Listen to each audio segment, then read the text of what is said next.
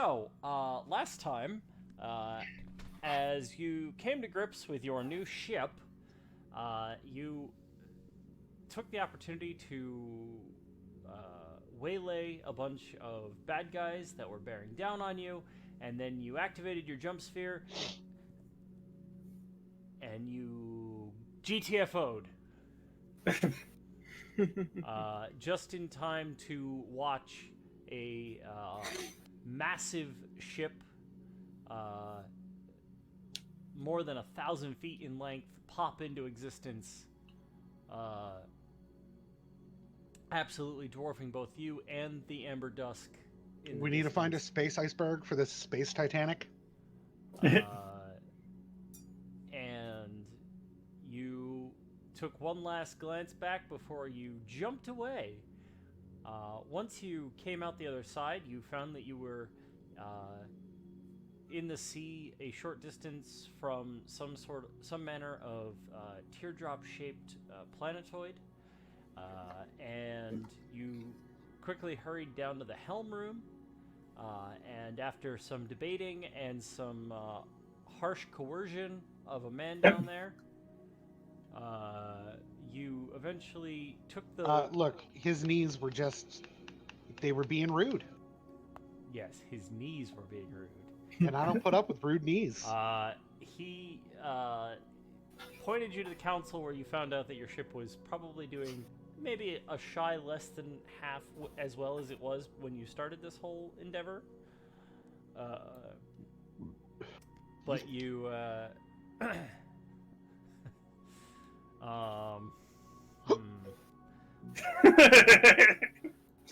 Anyway, you then, Micah proceeded to down one of the mushrooms from his head, narrowly pass the save against it, and then sat in the helm chair, where he proceeded to be shunted into another space and had to face off with a lizard fish that proceeded to bite into him and deliver damage to his mental state. But, being the druid that he is, he managed to coax a relationship with this thing, and it eventually led him through a ethereal swamp space to a nest that it had created, and presented you with a garnet egg, which upon picking it up, you felt a rush throughout the ship, and all of a sudden all of the lighting switched over from that deep unsettling orange to the bioluminescent bluish green that you have come to know as being the color of Micah's mushrooms. Important question. Yes. Do I have that egg in my inventory, or was that purely a metaphysical egg? It was a metaphysical egg. Okay, cool. Metaphysical Egg, which is, of course, my favorite punk rock concept album. Absolutely. You then got the ship on a bearing and gathered what remained of the crew into the cells. And you find yourself with a new ship in the Astral Sea. Can we fly down to the planetoid, so we're hovering, I don't know, 20 feet, 30 feet over the surface? Let me ask the boat. That was more a Dustin question than a... You can try. Micah, if you're asking the boat, how do you go about asking the boat? I'm going to look at the boat hologram. That is my friend. Mm-hmm. The boatogram. The boatogram. Hey, bud. I was wondering, is it possible for us to just sort of float down to that planet down there? Like, how can we get, like, I don't know, 20, 30 feet above its surface? Is that possible? It clearly thinks for a second, and then gives you a... And you feel in this new connection that you've made,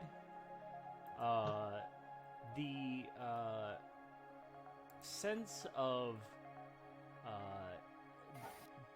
diving down very quickly and plucking things from near the surface and then coming back up. Okay, so I asked Boatfish, and Boatfish seemed to be of the opinion that we could, like, do a swoop, like a flyby, but I think we're gonna need, like, some sort of boat, space boat dinghy to make planetfall. I don't like. Can the ship be slowed down to stop? Yeah, you can heave it too. Like until it has zero momentum? Yeah. Okay, that's all I give a shit about. I'm not trying to land. Okay.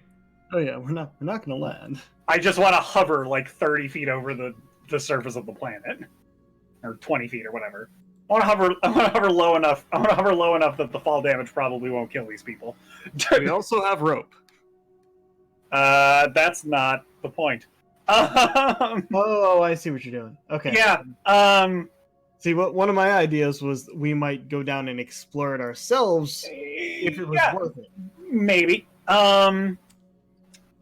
Cool. I go collect a prisoner from the place. Oh, are they all in the brig right now? Actually, how many of them are there total? Yeah, because we were gonna like ask them who wants to join up with us and who wants to. Sure, we're gonna do that on the top deck of the ship. Yep. There are, stand by, in total, counting Izek, there are 5 of them. Cool. Does the brig have, like, manacles and stuff in it anywhere? Give me an investigation check. Sure.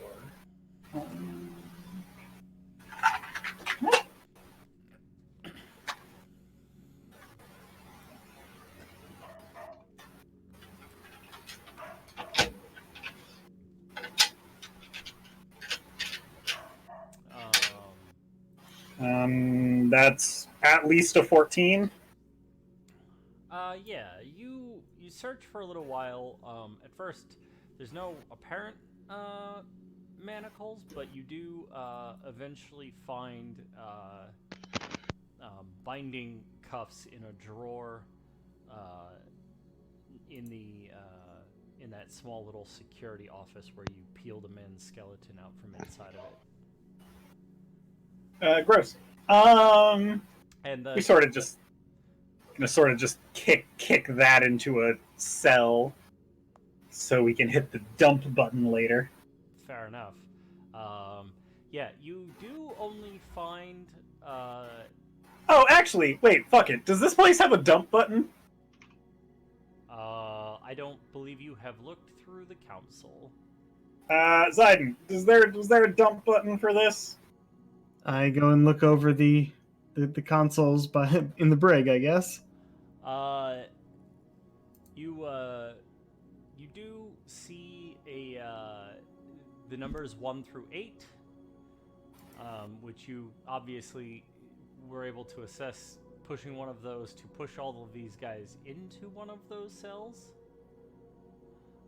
And then you do see 4 additional buttons on the end of the console. One says release, one says exit, one says alarm, and one says lock. I relay that to everyone else. I'm going to take that as a no. All right. Plan as it was before. I believe exit would probably be the the venting of everyone in cells. Based on what happened. Based on what happened back in the press one of the press one of the empty cell buttons. Yeah, I'm no, not, actually, like, beating them up and threatening to murder them when they're hiding information from us. Totally legitimate.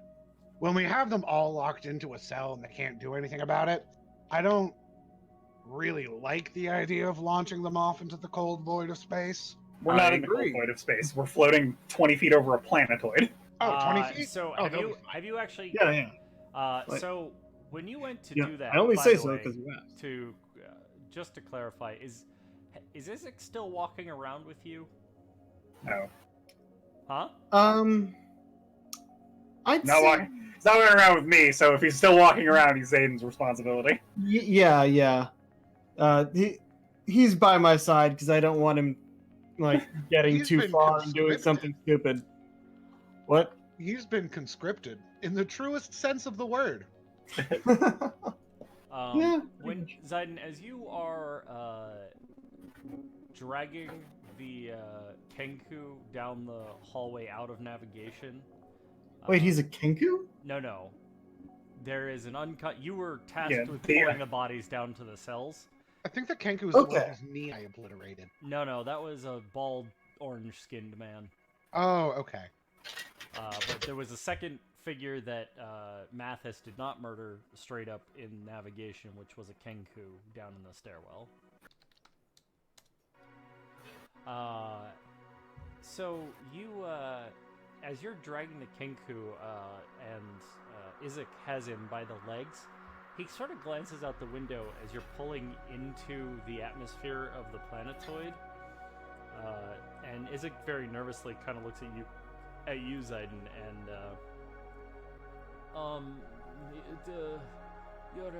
your friend knows that the Ubric is not graded for a water landing, yes?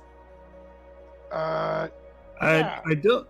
Yeah, I think that's what my good boatfish was telling me. That makes sense. I don't think we're supposed to land in the water. I think this is a boat that isn't waterproof. That's fair. I don't think we were planning on landing anyway.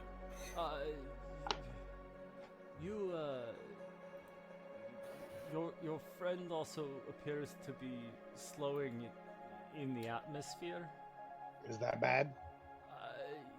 Yes. We require the sea, the astral sea to remain afloat. That's what the boat was telling me. Yeah, we can't stop in it. And like I said, we need a space boat dinghy. That makes sense. If Can you tell your lizard fish thing to get us out of the atmosphere then? I don't know how much control you have. All right, we're in the break. We're in the break, floating over 20 feet over the fucking thing, right? at the moment, yeah, because that's where Okay, cool. I look at this cell with 5 guys in it. All right, who's gonna stay on the ship and work for us and help us run the ship? Show of hands. We'll sort that out, but they're still. This is like during the period when they were still dragging bodies to the cell. Oh, okay. Time it. Because I could be done. We can be done with this whole floating over the thing as soon as we establish that information. But like, okay, I'm literally just here so that when we jettison everybody out of the boat, they don't die. I think perhaps I would like to maybe be along for this. That's good. Mostly because I don't want you to kill me. Hey. We're not going to kill you. We're not going to kill you. That would be rude. We're going to take the way of the sea and strand you on an island so that you can kill each other. That's that last part wasn't quite necessary, but yes. Look, that's just the law of nature, man. Yeah, listen. Eventually, they're going to resort to the custom of the sea if there's no food on this planet. So, do any of you speak Infernal? No. Nope. No. I don't think so. Okay. I speak a lot of wet languages. The other tiefling that was working security leans near the bars and says something to Isaac, and he is.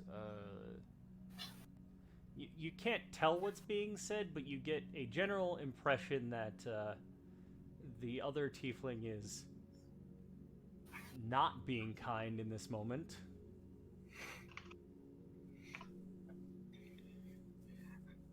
That sounded angry. Was that anger? Anger, or have you ever had a mother that was disappointed in you? Yes. Yes, No. I did. I assume I never met her. But it would make sense. Well, Huh. he's greatly disappointed in me. He feels that perhaps I am coward for joining you. Hey, buddy, you're not a coward. You're pragmatic. You saw another man's skeleton hatch today. I did. And you made a very smart decision that the man who hatched Jeremy should be your friend. A decision that I applaud you for. This tiefling friend of yours is a dipshit. And if you want, I'll make his skeleton hatch. Micah, What I'm not hearing is a no. I'm not hearing a no, and I think that's very incredible. I say, staring directly at the tiefling. Give me an intimidate. Give me like a at-large intimidation check on the cell.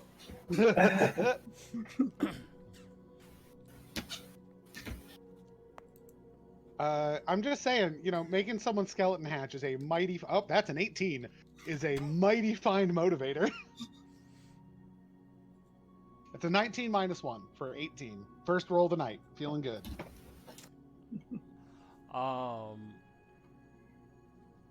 Yeah, actually, with the exception of the tiefling, who is still just glowering at all of you. Glowering is the way that word is Sorry. pronounced. It's okay, bud. The other three in the cell, all sort of take a long step back.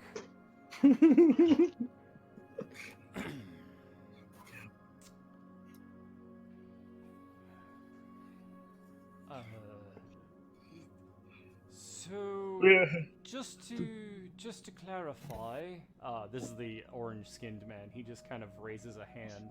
Now, I fixed his knee after I obliterated it, if I remember correctly. Oh, I don't remember that happening, but sure. Makes things easier. So, just to clarify, and not saying this to be antagonistic, but you do know Our Lady is going to hunt you to the ends of the sea and peel your skin from your bones, right? Well, that's an interesting concept. But on the other hand, what if I just make her skeleton hatch? Did you not see me make the boat my boat? Like, this is very... I'm not concerned. All three Orange, of those sir. Oh wait, sorry. You do that first. Well, I just as you, Micah, make that insinuation to them, all three of them who were intimidated by you still kind of like crack with a bit of like polite chuckles. That's good. I was trying to be funny. Good. Orange, sir. Don't think I got your name. Doesn't matter at the moment. One thing we should point out. You're saying your lady. I assume you're talking about one of the sisters, yes? Yes. We are all in the service to Lady Citrine.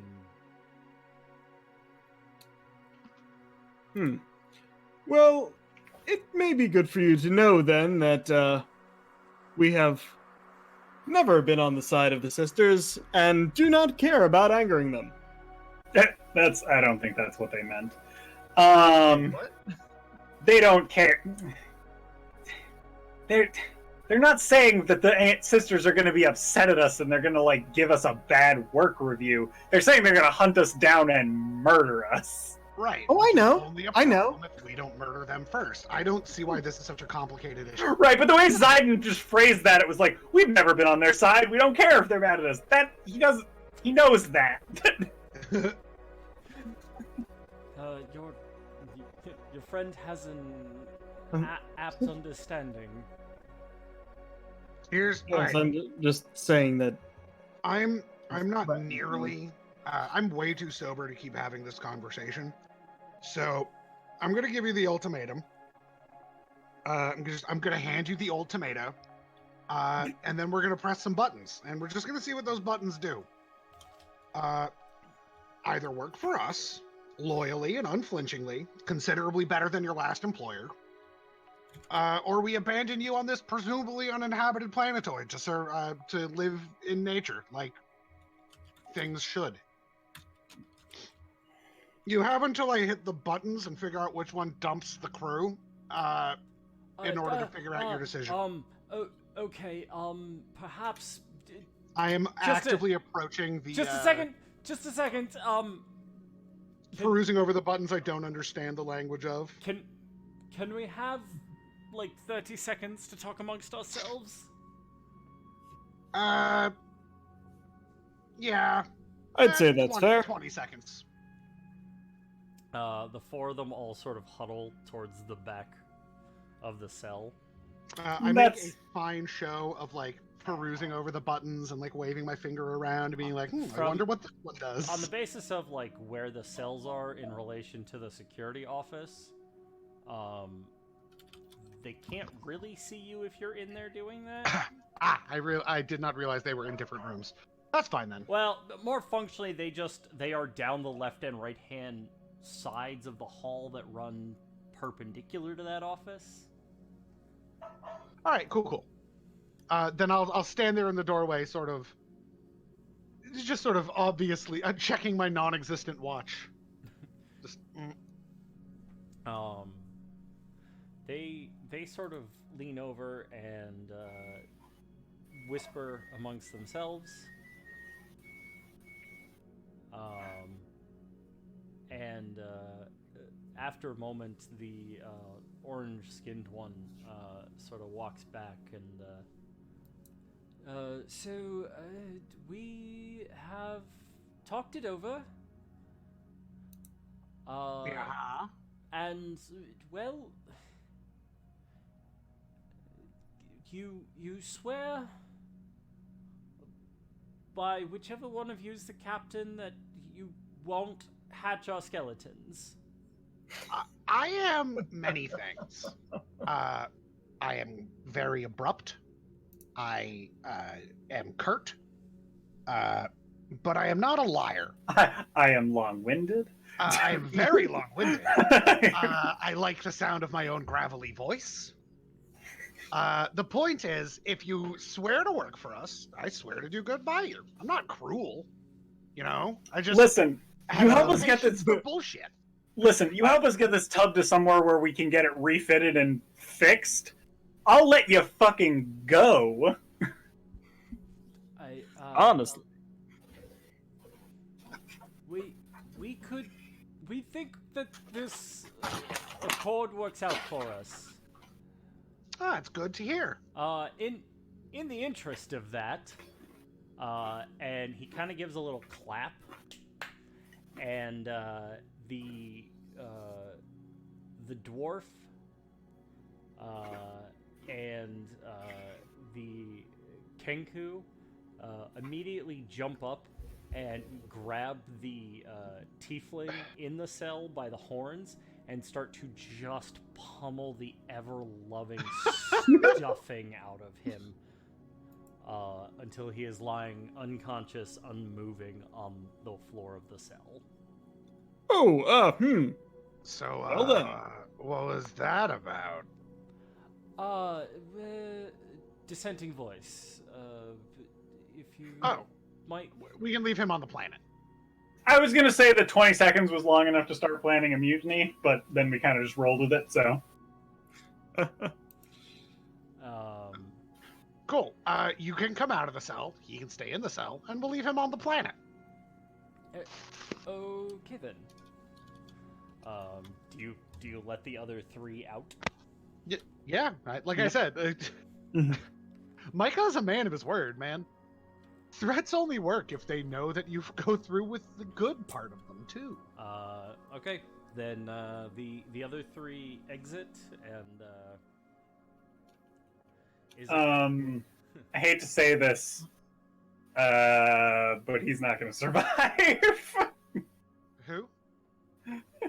Him, the guy that we're about to launch out of the boat.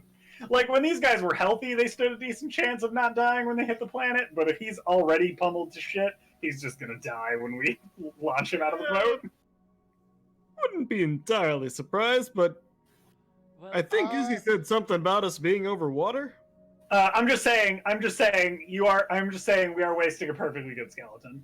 I Alright. was actually going to put forward that it's a perfectly good cell. Maybe he just stays there.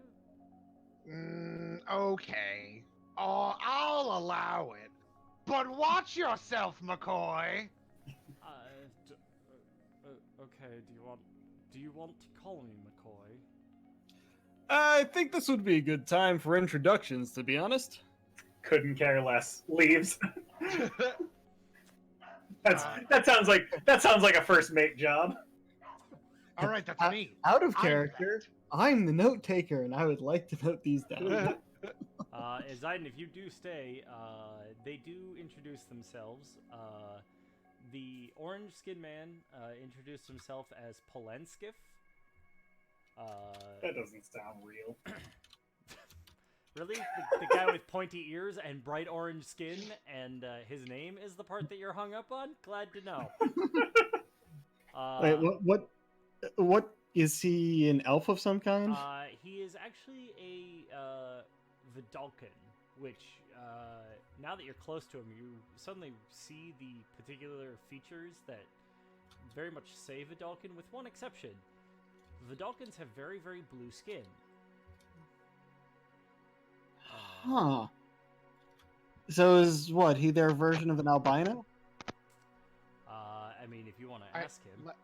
No, well, Blue pigmentation makes orange pigmentation? huh.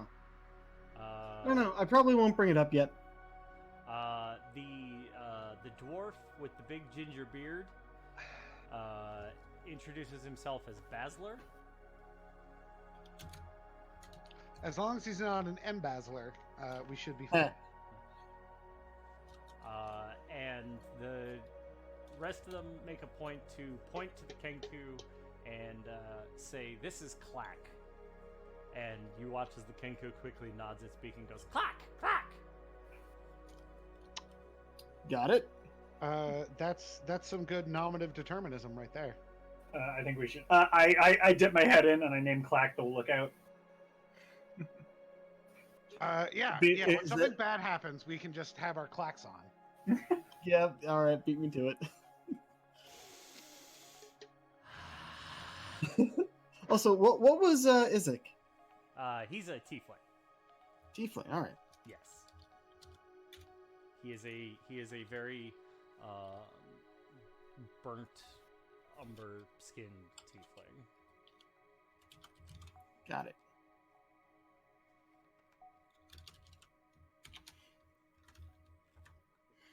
Micah, at this point, your lizard fish friend starts to make sort of pained. Hey, what's up, buddy? What's going on? Are we getting anything out of that? You get an overwhelming sense of discomfort. Yeah, he probably doesn't like being this close to the planet. Let's go back into space. All right, pull us up out of space. I don't think Bodhi likes it down here.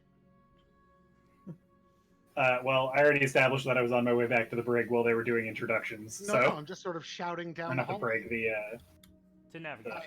I know, navigation. and I'm The not shouting. the not helm. Yeah. I'm shouting to the navigation to be like, hey, we gotta go. Oh, hey, you guys were on this boat. Does your boat have any like snacks that it likes, treats, things that it enjoys? Also, does this boat have any of those rad motorcycles? Uh, Assuming you meant the swallows? Sparrows? Sparrows. It's the Ubric Swallow. Right. So, well, we did have a couple of sparrows. They were kind of shooting at us as we were running away from the station. So I'm Oh, gonna that go makes with sense. no then. Not presently. We had them off for maintenance.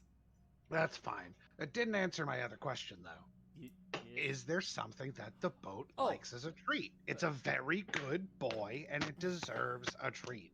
As we watch Micah just patting the air next to him. We don't What? we don't feed the boat is fueled by starlight, if that is what you mean.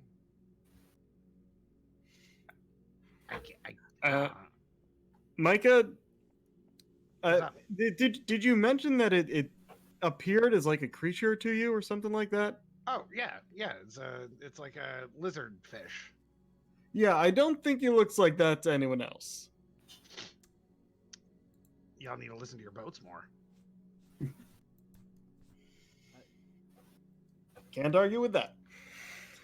All of the now conscripted crew are all just kind of looking at each other nervously, like, who the hell is this crazy man that we've just enlisted with? Hold on. I need to prove the point here. Come with me. We're gonna go out. We're gonna go out to the deck. Who are you taking to the deck? Just all this whole crew that thinks I'm crazy. Okay. Hey, and I'm just gonna like pet the banister real affectionately. Hey, would you mind doing me a favor? Could you just furl and unfurl the sails for me? So, just to prove a point to these guys who didn't treat you as right as I do. And the sail immediately nearby definitely furls open. I was going to say, does it? Because that's not. You've established to me a lot of ways that this boat works, and It that did is. earlier. Last session, the boatfish did a thing with a dorsal fin, and the sail unfurled.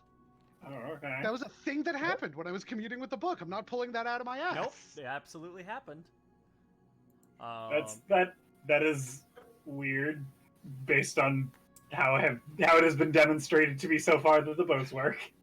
It may Canon happen now, like that nerd. while sitting in the chair. I don't know. While you are piloting it back to the sea at large, Mathis, if you can give me a boat handling check. Sure. You are not under duress, so it is not a difficult DC, but That's an 11. progress is slow, but you sort of yank yourself back up away. While you are all standing on deck, you do spot that close-ish to where you had pulled down through the atmosphere, there is a small island that appears to have some buildings on it. Huh. And it is sinking away into the distance as you return to the sea at large.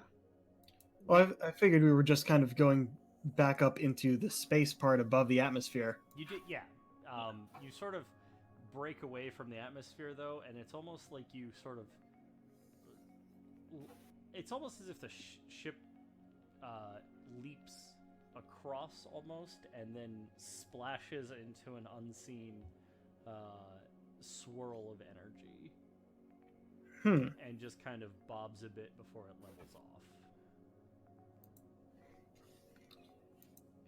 Interesting. Not that any of the rest of you can see it, but Micah, You do watch as your lizard fish very excitedly just kind of bobs and weaves through the air and starts almost as if it is now excitedly swimming around. Good. Hey, Micah, I have an idea. Hey, what's up, bud? How much detail do you think you can put into a description of this lizard fish thing? A fair amount? I don't know. Maybe. Oh, you know what? I have an idea. Let's give this a try. Because I have a minor illusion spell that might be good for this. Hold on. I think I've got a thing. Okay. Let me just check my inventory real quick. Gotta open up my inventorium, which is not a PDF file. I don't know why I opened up a PDF document. Give me 1 second here, because I believe I've got an herbalist's kit, which would include a mortar and pestle. Being you, I'm happy to say you have that. So then I'm going to pluck I'm going to take my mortar and pestle. I'm going to pluck a couple of my mushrooms. Okay. And I'm going to put them in the mortar and pestle. And I'm going to mash them up until they're sort of a glowing goo. Okay. Then we're going to go to navigation and find some paper or something. You know what? I probably got some paper or something. I definitely have rolling papers. Okay. So I'm going to take some paper, some parchment or whatever, and take like a stick, or even just the end, my finger or whatever. Sure. And then make a glowing drug sketch of the boatfish to the best of my ability. Okay. Give me a performance check. Performance. Okay. That would be... Should that really be a charisma-based check? I feel like, if anything, that would be dexterity because I'm drawing something, not putting on a show. Okay, you can either give me a performance or a sleight of hand. Okay. I'm going to go with the one that I have a +3 on instead of a -1. Fair enough. If it's all the same to you. Yep. And that is going to be a 17. Okay. Yeah. Your drug-induced hazes have not lent themselves to like a consistent practice with a unique art style, but you get the broad strokes of it, and the lizardfish is actually very excited to sort of swim over by you and watch excitedly because you are clearly focused on whatever this is, and so it thinks it's just a fun sort of game, and it sort of swims around your pencil as you're kind of excitedly drawing out the lines, and with it right there, you get the overall sense of what it looks like down on paper. Hey, look, buddy, it's you. So I show off too. I hand this to Zayden. I'm like, hey, that's the best I can do. I'm not an artist. Interesting. How good is it? Can I tell what it looks like from this? I'm assuming pretty good from the check. It's a pretty decent drawing. Whether or not you know what it is going to be an arcane check. All right. Yeah, because I have no idea what it is, because I don't have... I've got like a +1 Arcana, and Can I assist on this? You're just... No need. I rolled a natural 13, which I have +5 in Arcana, so that's 18. Okay. Give me 1 second. I need to go acquire my meat book. And in answer to your question, by the way, Micah, your check is giving him the chance to at least okay, I see. Try and figure this out. Makes sense. I'm gonna go grab my book. Give me a second. It doesn't immediately jump out to you. It's not as if you know precisely what this thing is. It definitely has fins and scaled features, so you definitely think it's probably a lizard of some kind.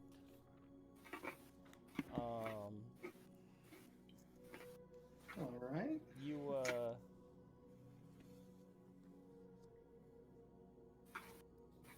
You actually look at it, and where it has both fins and scales,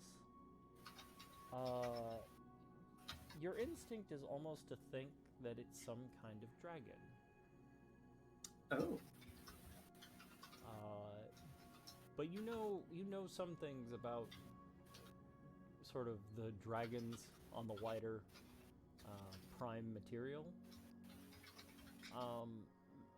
If this thing is dragon-like, it's different than what you're used to. Okay.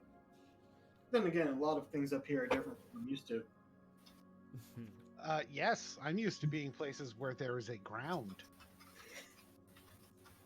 A fair point. There I was miss the ground ground. just below us. Not quite what he meant. But, Oh, okay. I miss trees. I saw trees on that island. I was going to say, we should, if we do have a longboat of some sort, we may want to go down there and take a look around. Yeah, that's a good question. Do we have any way to get like off of the boat onto a thing and then back onto the boat again? Well, normally the answer to that question is a sparrow. You kind of left our sparrows behind. You don't have like a dinghy? They are the dinghy. Those are the dinghies. Why They are are the small dinghies ships. combat vessels? Well, why would you not make your dinghy a combat vessel if you had the choice?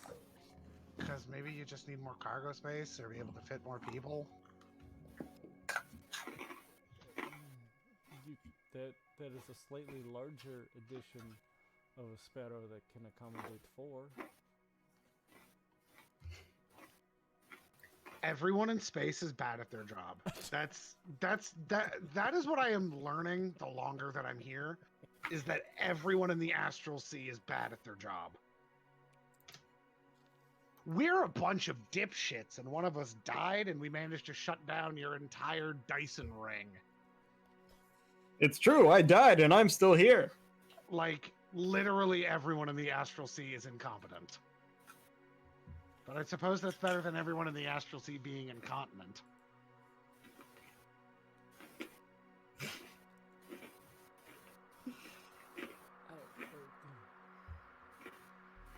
Don't mind the wordplay, but still. Is there anything left on the ship that we can use to get down there? That doesn't include flying the ship into the atmosphere again, because apparently that was a bad thing. Well, I was going to say, we have a ladder, but Yeah, that'll do. A ladder will do. Yes, but how far does it go? well, it would require dipping into the atmosphere briefly. Yeah, figured as much. Briefly.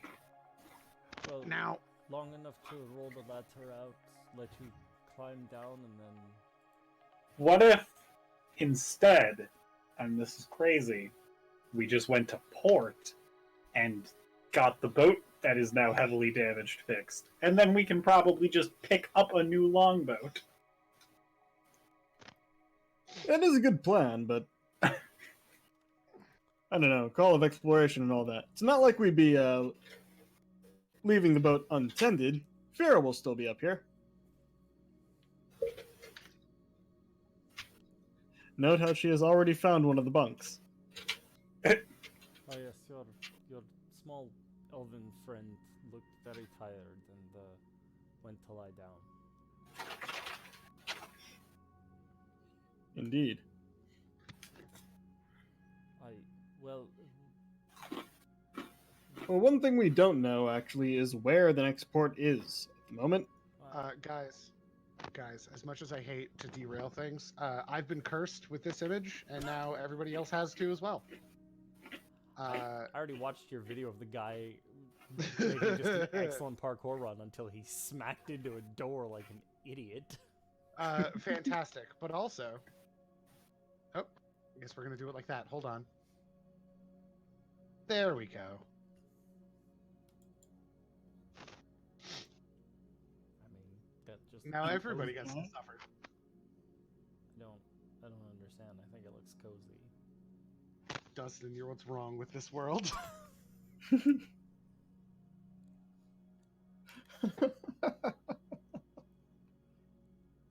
It's like people with carpeted kitchens. Ew. Oh, have you seen... Hold on, have you seen the carpeted bathtub? Oh, please stop. Please stop right now.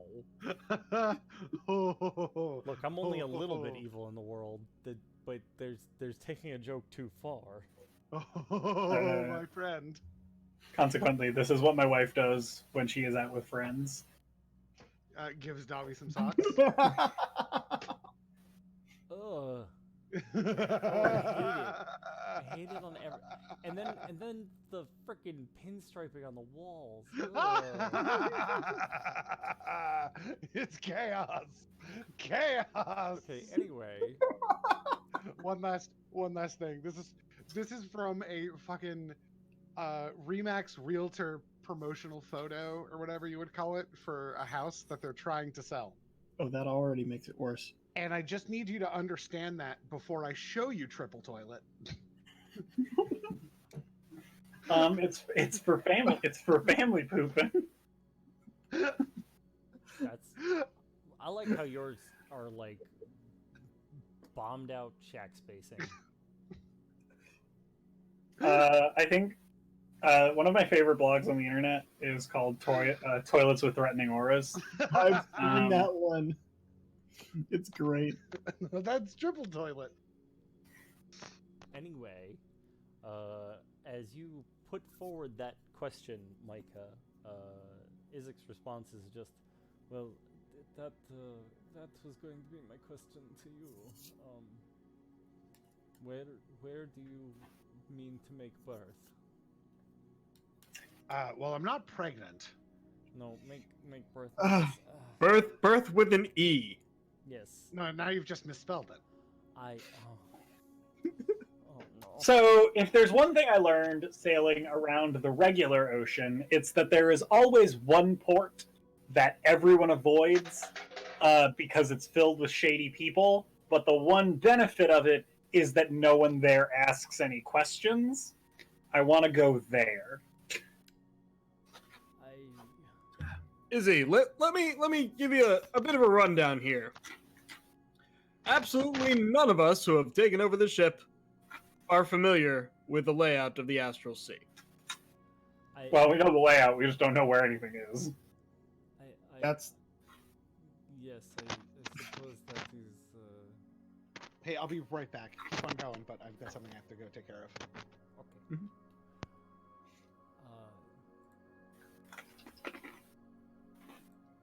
Hold on. A few... We were all scooped out of the prime material plane with no real warning. And then someone carted you all the way out to Nomadra? Well, the first time was kind of unintentional on everyone's part. Someone unintentionally smuggled you across 4 rings? We got scooped along with the intended target. The intended target did something to the scoop and sent all of us, including the ship, out into a part of the Astral Sea where no one had any idea where we were. Wait, I'm sorry. What? Say what again? I'm sorry. I just you can't teleport between the spheres. It's not possible. What? I know for a fact that's not true. The fucking Amber Dusk did that. Well, you can sail between them, but you can't teleport between them. Well, I mean, the Amber Dusk transported me from Toril to here relatively quickly. I don't think it was a teleport, more like a jump. But Unless that, of course, is what it is, and we're just mincing words here. I mean, You want to hear the gross word for what the goop that you sail through when you're outside of one of the crystal spheres is called? Don't you steal my thunder. Oh, but it's such a gross word. I love it. I love it so much.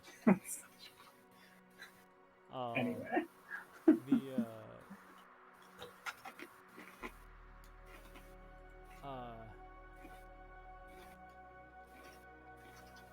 Well, okay, you are all,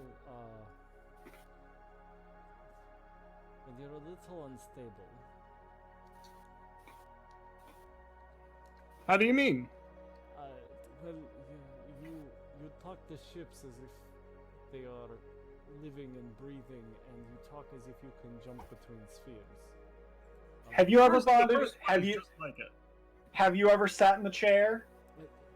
No, it's a... Then what the do you know about the ship? Our buddy sat in the chair. He bonded with the ship. Guess what? The ship's alive. Bet you feel bad about taking a poop on the poop deck now. Get over it. I don't think that's the purpose of the boot. I 100% know the ship has bathrooms. I'm just fucking with this person at this point. That's fair. Okay. I still have never heard of anyone jumping between spheres. It's just not possible. Well, now you have. You if we could explain it to you, you're watching I like, would. a guy's like entire sense of being break. Also, I will just point out to you, Mathis, that when the dusk transported you, you were unconscious for like periods of time. No, I understand, Okay. but it did. But we did. I was awake for the entire time from us leaving Toril to us getting to the Astral Sea. Yes. So, like, I assume the section of like space that I was seeing when I was awake and running around the boat pretending to be a dude doesn't look significantly different from what's outside the ship right now. No, it does not. Yeah, so like the concept that we're in a different sphere is fine, whatever. I'm sure we sailed there going through all of the gross space goop, but like, yeah, the fact that we gated or didn't gate doesn't matter to me. We got here really fast. Okay. Well, if your friend can make the ship do strange and magical things, then perhaps there's just other paths home. But if you're looking for a more normal means of travel to a port that no one would go to,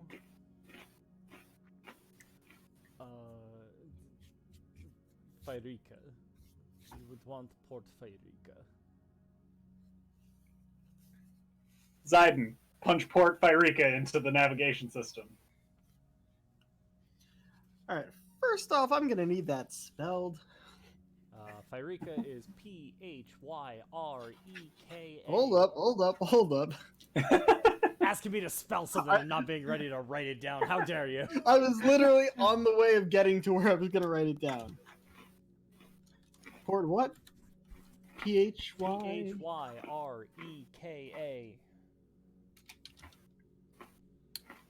Alright, cool. Got it. That's interesting, actually. Also, I need to take a fucking, like, long-ass sleep. Yeah, we all need rest.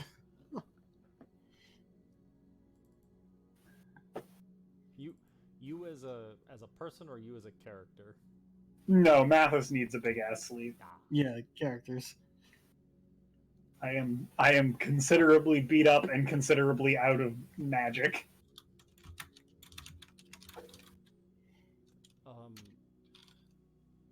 So, this if you lead him back to navigation, Mm-hmm. he does point out. He opens up the localized map, and like I said last time, on the far end of the sphere, there are two large holes in the side of the sphere, almost like massive gateways. And if you're looking from the interior of the sphere, the one on the left-hand side, he points to it, and it has a label that says Phyreca on it. Ah, there we go.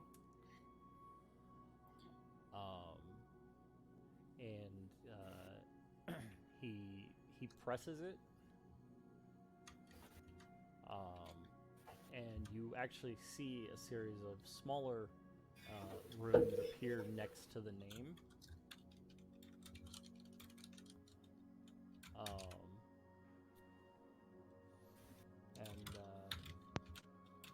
Sorry about that. So, and what you actually see is the words that appear are Ceres, Dartelos, and Owl.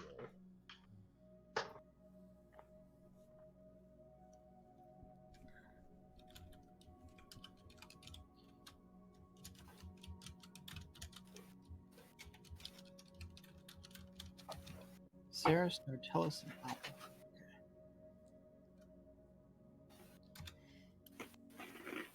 Oh, but that's only 3. Right, you said the first 3 that had to be pressed were where we are currently. And I don't know where that is unless it's the same last 3 that I plugged in last time.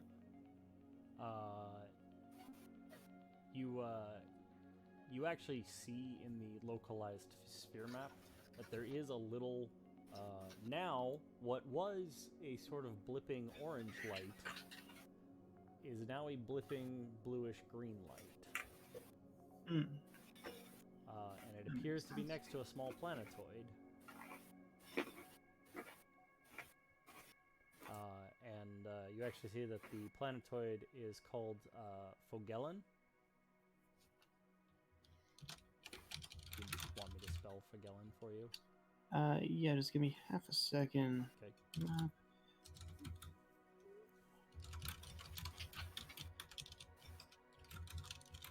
Got it. All right. What is it? Fogellon is Fogellan. Fogellon. All right. And you actually see a set of words written under Fogellon. And it says no sail zone.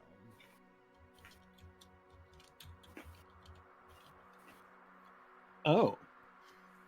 Okay.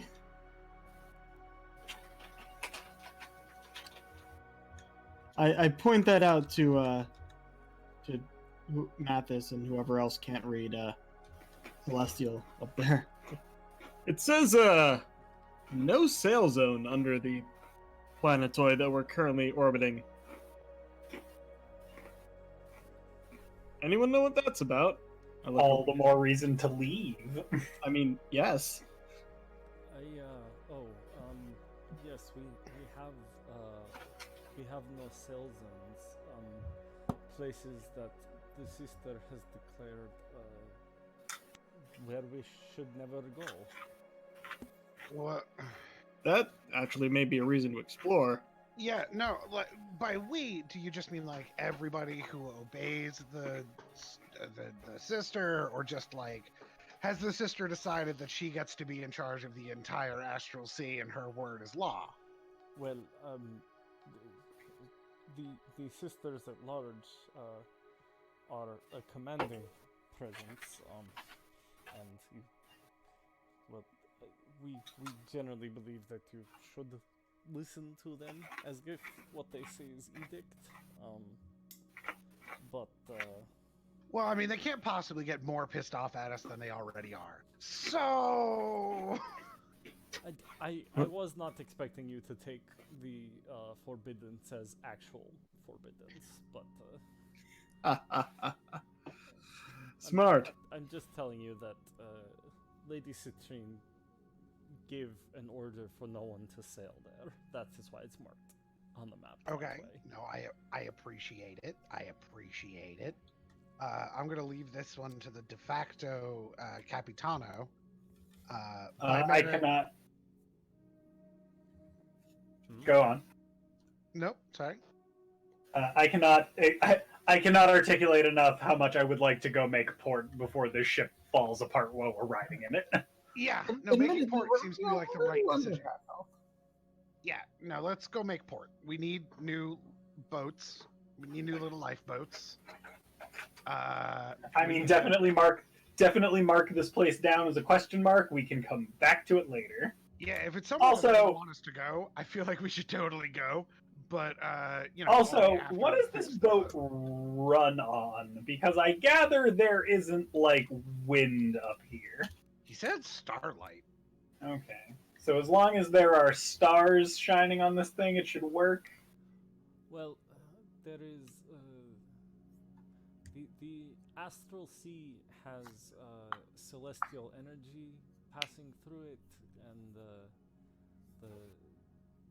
the sails gather that energy and channel it into the helm, and the helm keeps us floating.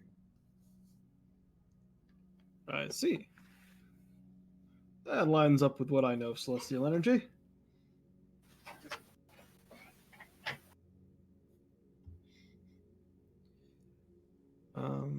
Let's see. So, should we head towards this Port Farica?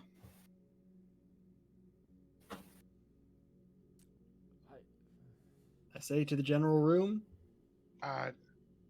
Port, right? Is that where the port is? We need to go to port. Well, Yes, I'm totally on board with exploring no zones, more or less just to spite those people. But at first, port. That's port a good plan. Ours.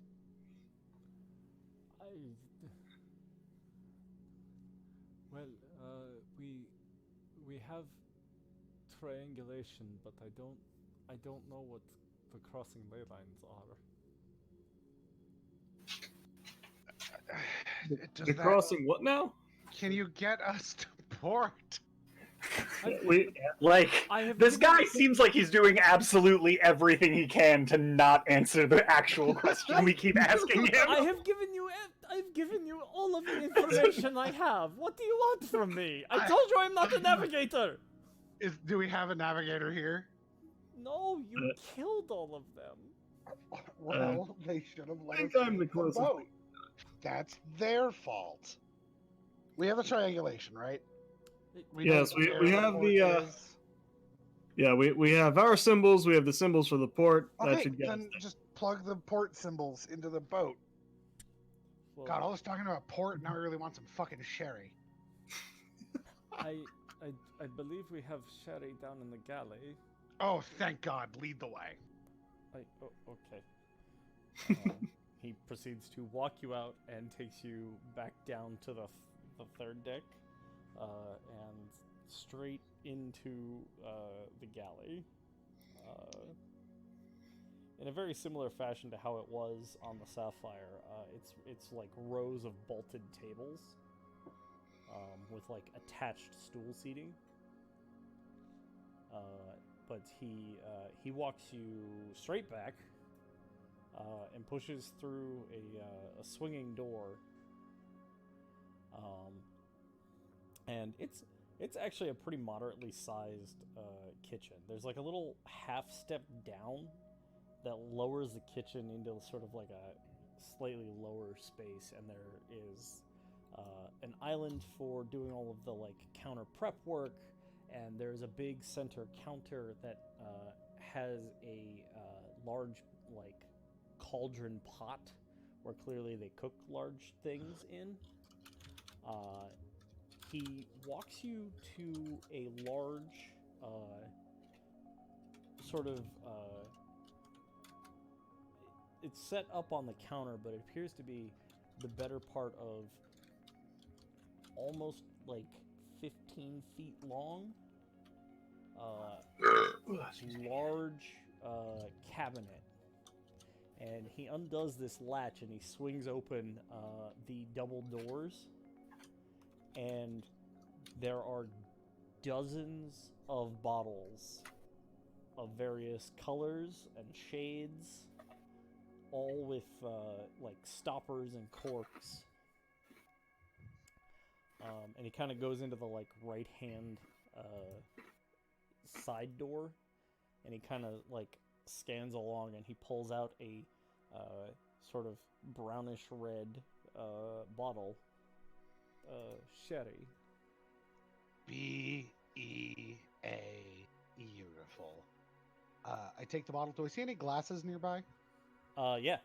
There appears to be a full like rack of them next to this cabinet of liquors. All right, I'm gonna grab a glass, Mm-hmm. pour the glass full, Mm-hmm. which is not how you're supposed to serve sherry. Nope. Hand that to him, and then drink straight from the bottle. Okay. Cheers.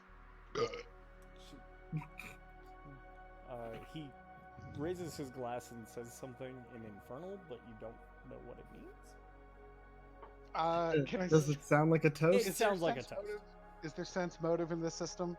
Sure, it's insight. It's insight. Insight? All right, I'm gonna roll insight. Go for it. Where's my fucking dice roll? How do I keep losing my dice roller? The fuck is wrong with me? There it is. Oop. Insight. You have roll 20 open. You can just use that. 18. This dude is still like very much afraid of you. But what he said was clearly in the spirit of what you were doing and was just a toast. Cool. Very good. All right. All right. He does drink like solidly like a quarter of the glass down. I approve. Good job. You're gonna go far in this ship, literally and figuratively, because we have no idea where we're going. I have gathered that fact. I think perhaps you are part of the Astral Sea, so those people that maybe don't know their jobs, never mind. No, it's good. That's good. I have no idea where I am most of the time. But where I am has liquor, so it's pretty good. Yes, we try to keep our board stocked. Well, this one's on me. And I mean, you did. I think now perhaps it was a ruse by you all along, but I think you and yours convinced us to fully load the ship before leaving port. So. Well, we did want the ship full of supplies because we were intending on stealing it. Yes. Yes. So you did a great job. Thumbs up. Enjoy the spoils of your new boat, He very of which like, you are now the crew. I was the crew before. Right, but now it's under new management. Oh, okay. But we're way cooler than those other nerds. Okay. Do those other nerds let you drink on the job? No. Well, there you go. Drink up. Okay. We're fun here. He proceeds We to have fun. He proceeds to drink more of that glass. We have fun. I'm gonna put a ping pong table in the break room. We're gonna start playing ping pong on the hollow table. When do I get shape wood?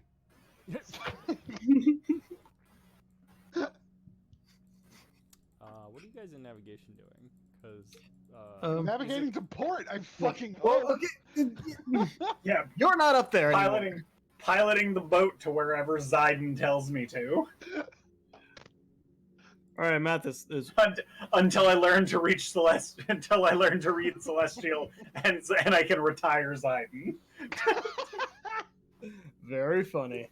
We need Zayden. He's very good at blasting. Also, he is easily the prettiest of us. Damn right. Even in my new form. I mean, even especially, you've gained so much height. True. I don't know, I feel like my charisma is probably higher than his now. It has nothing to do with charisma, Tim. Yeah. It kind of does. All right, oh, Mathis. sorry, I need to quickly clarify something. I gave you just the completely wrong, the wrong symbols for the interior. For the I had my scale right. set wrong. Are you talking to me or are you talking to Zayden? for Port Farica? Yeah, I'm talking to Zayden. Yeah. The triangulation marks are actually Ritual, Minotaur, and Beholder. All right. I'll have to look at the thing again. Yeah. Okay. Sorry. So, Mathis, I know we're about to go to port, but bigger question: since we are currently in a seemingly safe space, should we rest before or after getting to port? Because there are bunks here. Me and my new best friend are gonna get drunk and pass out down in the galley. So, Considering this boat seems to go straight pretty reliably without any need for someone to actually put in, inputs into the boat, I figured we would get going in that general direction and then we could take shift. Dustin, I have a very important question to ask you. Yes. When I teleported my brain into the fishboat dimension, did I have all my stuff with me? By nature of the fact that you didn't look, you don't know. So I'm gonna buy like a bunch of raw meat, and then hop in the chair and try to give it to my fishboat friend. Gonna give him some treats. Okay.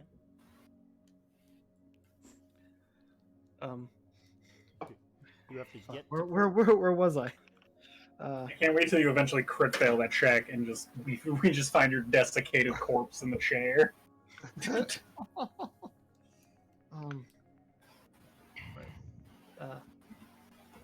Well, the thing is, to get there, we'd have to do another jump like we did to get here. So that would be pretty quick. I mean, we could probably just leave the ship moving while we rest, but it wouldn't really get us anywhere.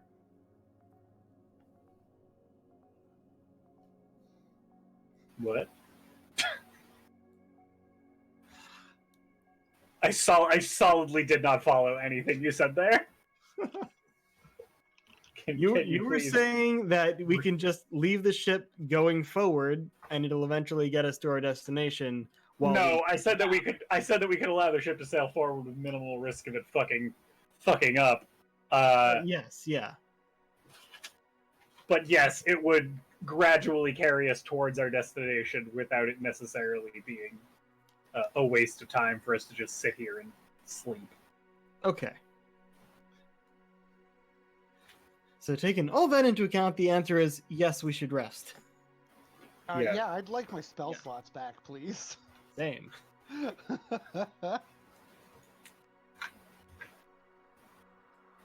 All right.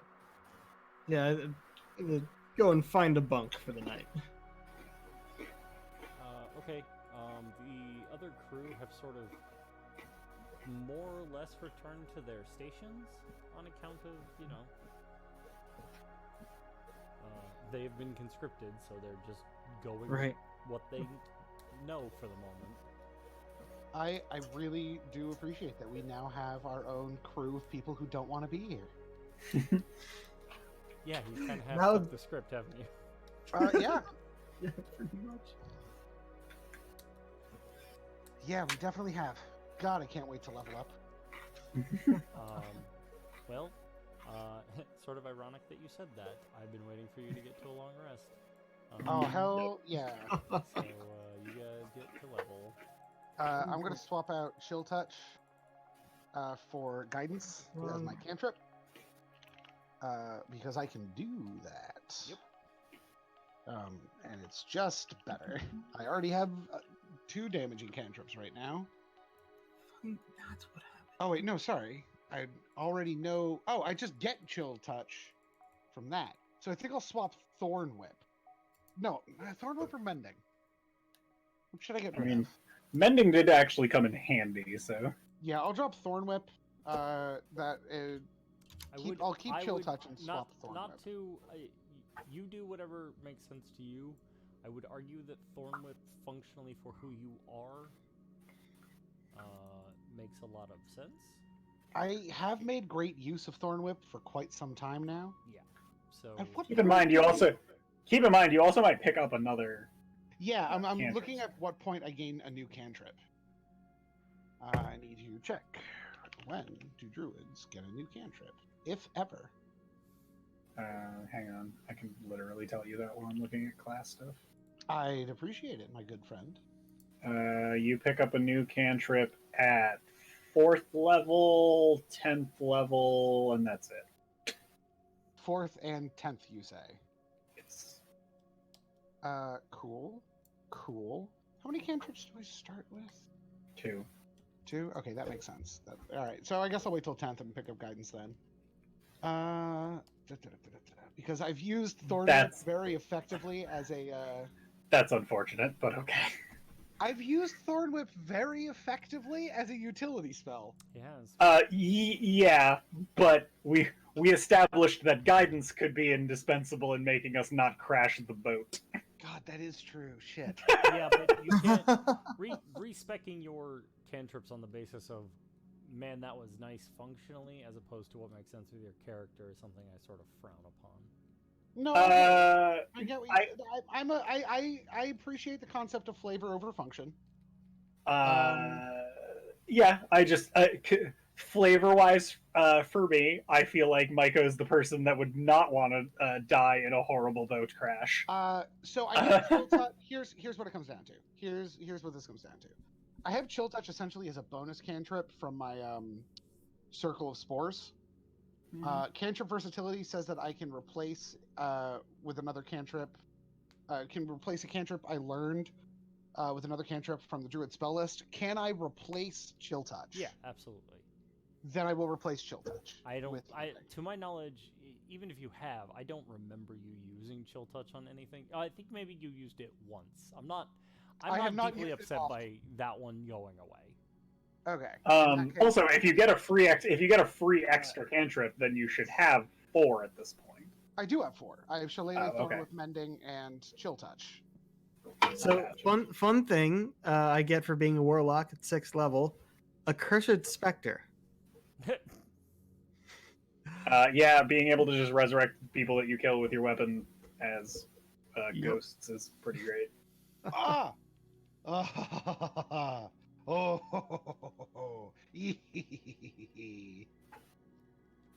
I'm just And I get terrified. one more.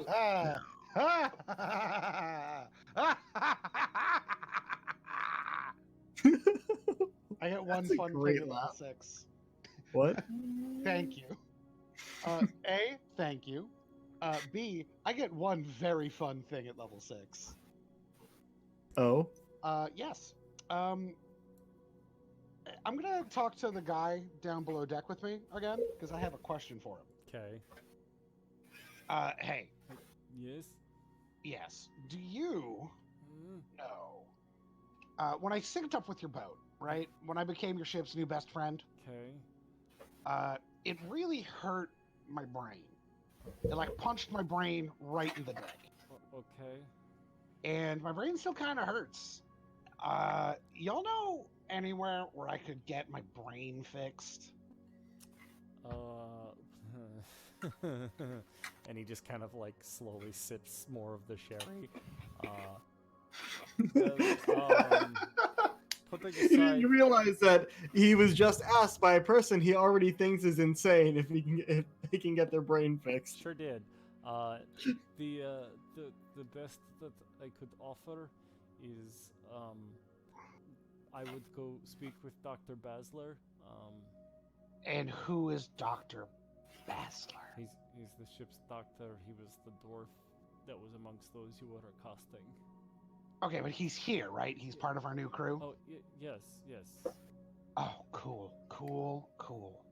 He's going to help us find One Piece. I appreciate it. Thank you. I can show you to infirmary. That'd be great. Hey, you're doing great. You're doing a good job. I appreciate you.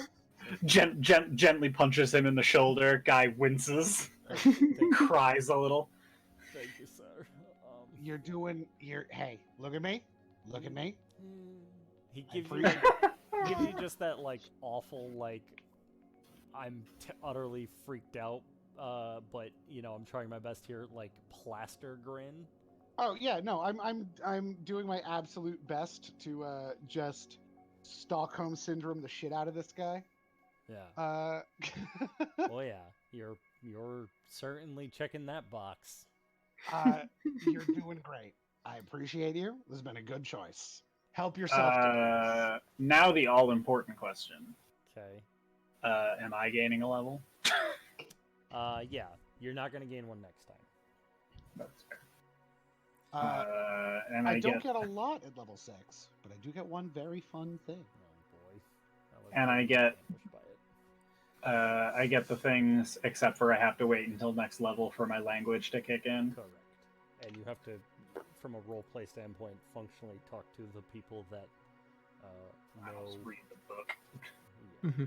Well, I mean, like I said, Zayden, literally for me to pilot this boat, I have to have Zayden translate everything for me. So I feel like as long as we pilot the boat to a certain extent, I kind of have to pick up at least some Celestial.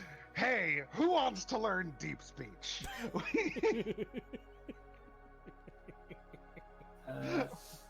I mean, I get one more spell. I get one more spell to add to my list here. I could pick tongues. Spell grants a creature you touch the ability to understand any spoken language it hears. Oh wait, but then you can't read it. Never mind. Oh, I have a lot of good options here. I still don't know what to pick. Well, you can work on it here. Until such time as you either use them in a roleplay situation or we end up in combat, at which point I hope you'll have the answer. Yeah. Micah, Isaac shows you back to the infirmary. Yeah, hunger for dark. I have a quick question for one of the. Is there anyone on the ship that looks like they're kind of like a repair maintenance person of any kind? Out of our five hostages. Well, you know that the one that you left in the cell is the other prison guard. Okay. And you can go around and ask others. You now know that the dwarf is the ship doctor. Mm-hmm. Which really just leaves Isaac, Polanskiff, and Clack. I don't think I'm going to get much out of Clack. If you try to talk to Clack, Clack is up on the is actually up in navigation with you, sort of squatted in that little front well, and is sort of actually watching you, like blinking-eyed through the bars.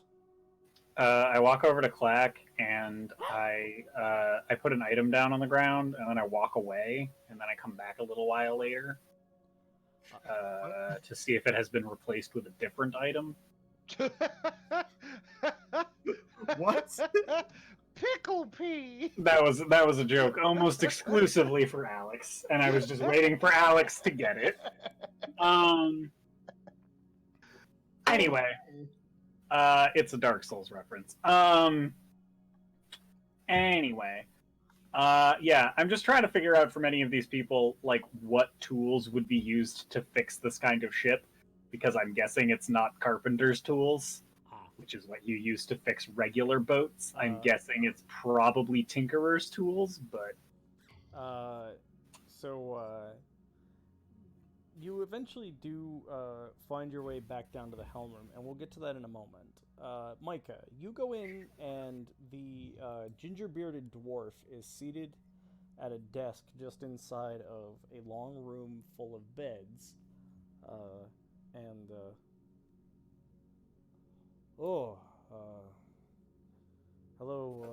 hello, first mate. Hey. also honorary ship whisperer. I am the boat honorary. hi. Hi. The name is Micah. Your name is Basler, Dr. Basler. Doc Baz. Gotcha. Doc, when I became best friends with your boat, the lizard fish bit me before it realized I was there to be its friend. We're chill now. But I've had like a real bad headache ever since. You think you can do anything about that?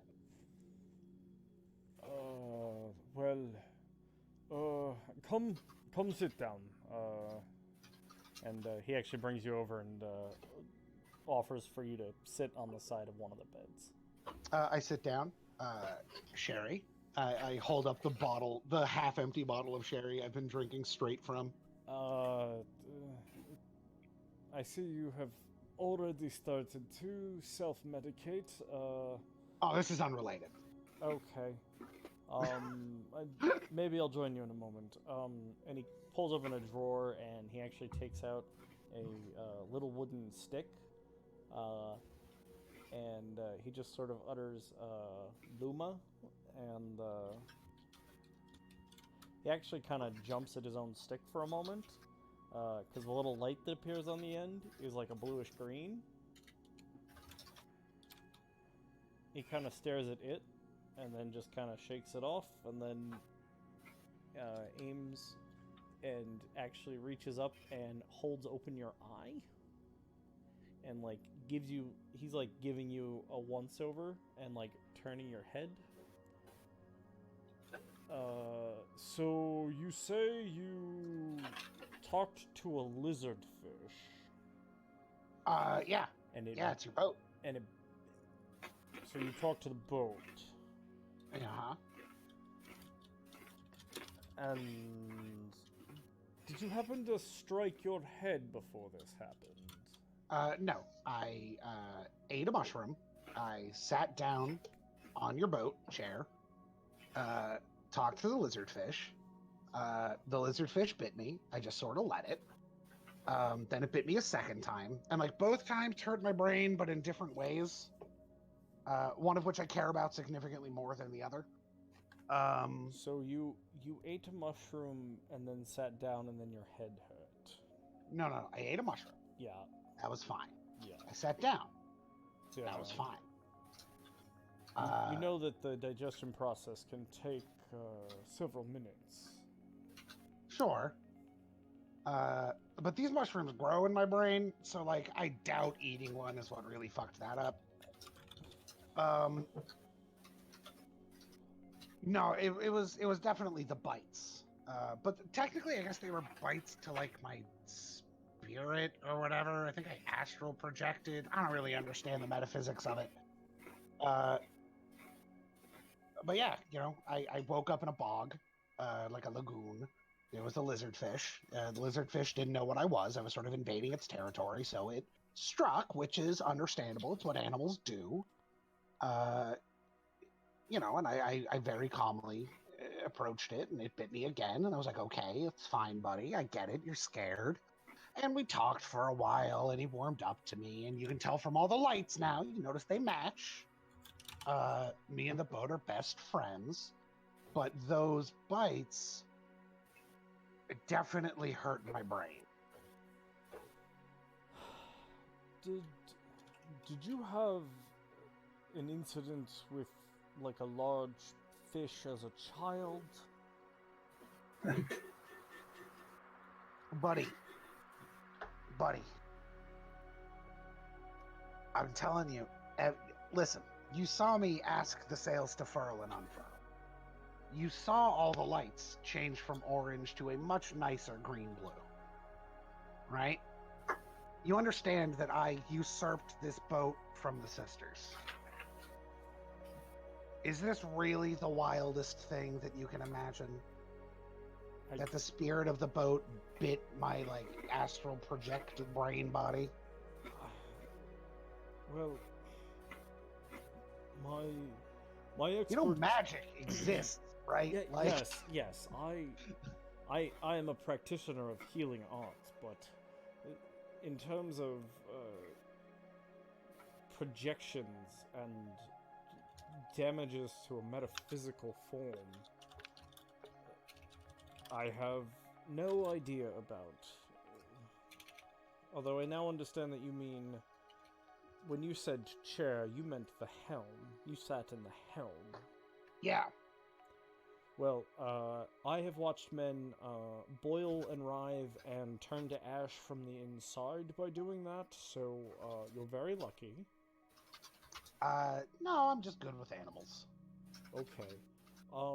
If your head hurts, I would say my best advice would be, I would maybe cut back on a bit of your browns there, and okay. Maybe try some rest. And do you have anything that works for head pain? Well, I suppose I could.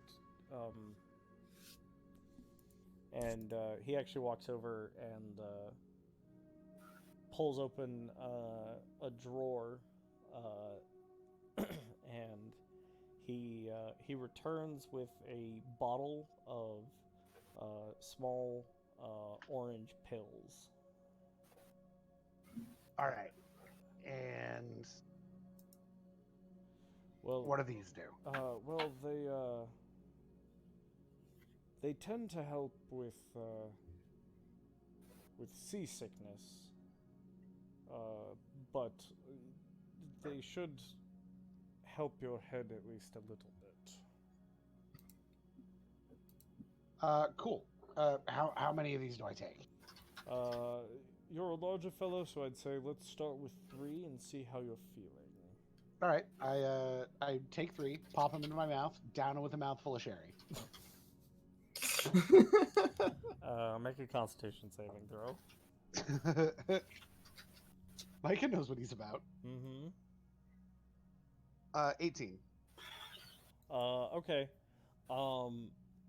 The room starts to get a bit swimmy. But being a man of stout personage as you are, you manage to sort of push through and stay seated, although your head does feel a bit better. Not mended, but dull. None of my ability damage has been fixed. Right. Right. I actually need to do... Where is...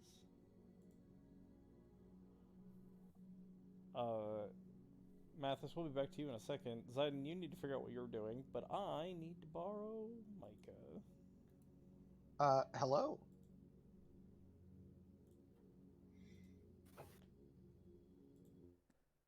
Yeah, this is a much better method than the mute everybody. Yeah. But the person you're talking to. And I was wondering why we hadn't gone with it before. I got there eventually. It was a lamp. It's okay. So between you, me, and Triple Toilet, what's going on here? Yeah, you as the room starts to get swimmy, you do start to hear a whisper in the distance. Give me a perception check. You know, that used to be really good. It's less good now. Let me check. Fuck. Where the fuck? Oh, they're right there. Perception was an 8, but that's going to be -2, so it's a +6. So, all right. I rolled an 11 plus 6 is 17. Yeah. You you hear a voice that you heard one time previous.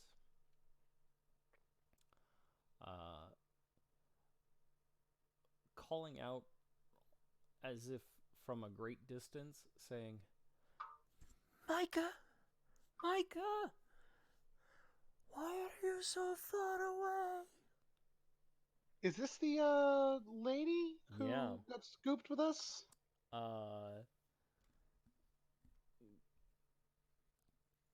Right? That's the same person? You only spoke to her briefly, but it does seem to be the same voice. Okay. I'm gonna go ahead and hey, I need to have a private conversation with the boat. Everybody get out. The Isaac immediately goes. The doctor kind of stands for a moment, but then sort of slowly backs out of the room. Cool. I'm just gonna vine whip the door shut for style points. Yeah. Yeah. Well, you know, things got kind of foobar. Where are you? And also, why me? One would think you'd talk to like one of the people who isn't always on something. I suspect your openness of mind is how I can reach you. Oh, I'm sure that's not ideal for you. You take whatever ports are available when a storm strikes. Yeah, we're trying to get to one of those. Anyway, what's up? Long time no chat. I tried to find you on the boat, but you were gone. It was real weird. Made me berate a guy about his inherent racism for really no reason. Azure is keeping me in the helm. Why? What's your whole deal? Why should I trust you as opposed to the boat people who kidnapped me by accident? Because I can make the whispers stop.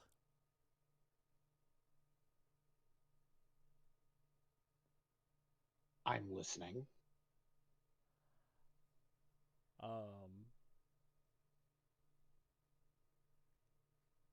As this whole conversation is going on, I will point out that you do see the translucent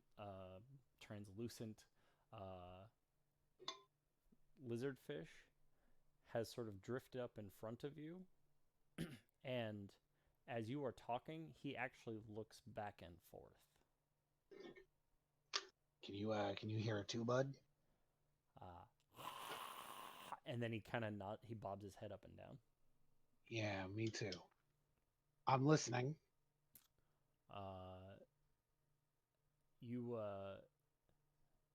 You listen for a bit, and there is no response. But you also start to notice little spots appearing over the lights in the room. And they start to sort of swirl and flicker. And then a bit like cabin pressure going out, you feel a sort of weightlessness pass through your chest, and you tip over sideways. And gradually the room goes dark. Neat. I'm going to put you back over in the other thing. Cool. That's actually a good moment for me. I need to duck out early tonight, unfortunately, due to having to be up really fucking early tomorrow. Fair enough. But I will catch you and pick this up tomorrow. But this seemed like a good point for me to back out, considering I just blacked out. Yeah, you are blacked out. You are now going to essentially take a long rest. Beautiful. You heal the point of damage to your intelligence. All right. I appreciate it. Yeah. Not the one I'm as concerned with. No, I understand. They heal in reverse order of level of damage. Okay, cool. Neat. Yeah. I need to back out for the night here, guys. I got to be up early tomorrow. So I'll catch you all at tomorrow's game. All right. But he had a good ending point. Alrighty. So, Mathis. Mm-hmm. You eventually make your way into the helm room, where at the little console space, tacking away at the little rune keys, is just had his name. Why am I blanking on it? Polanskiv, and he kind of looks up and just sort of watches you cautiously as you come into the room.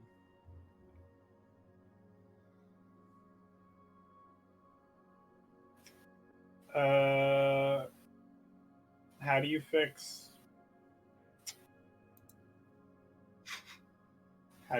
the ship?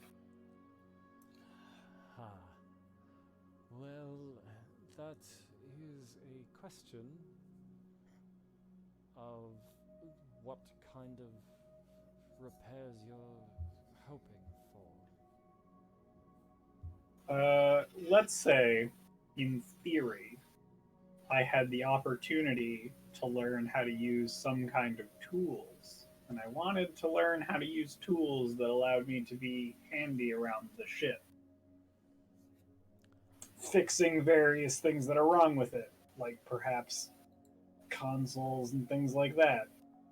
Or is it that too big a job to really be done by hand? In a pinch, we can triage the most haggard of things, but it takes to truly dig in and overhaul the finer works. It takes a team of enchanters. Enchanters.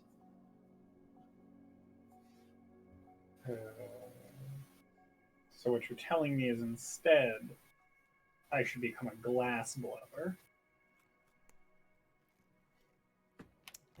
If you're discussing things like mending the hull or reinstating some of the shorted out systems, glassblowing is going to be as effective as trying to learn any other sort of mundane tools.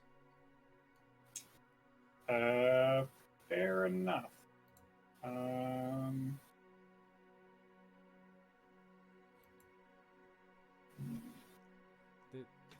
This ship was crafted by some of Lady Citrine's finest... Magic and bullshit, I get it. Okay.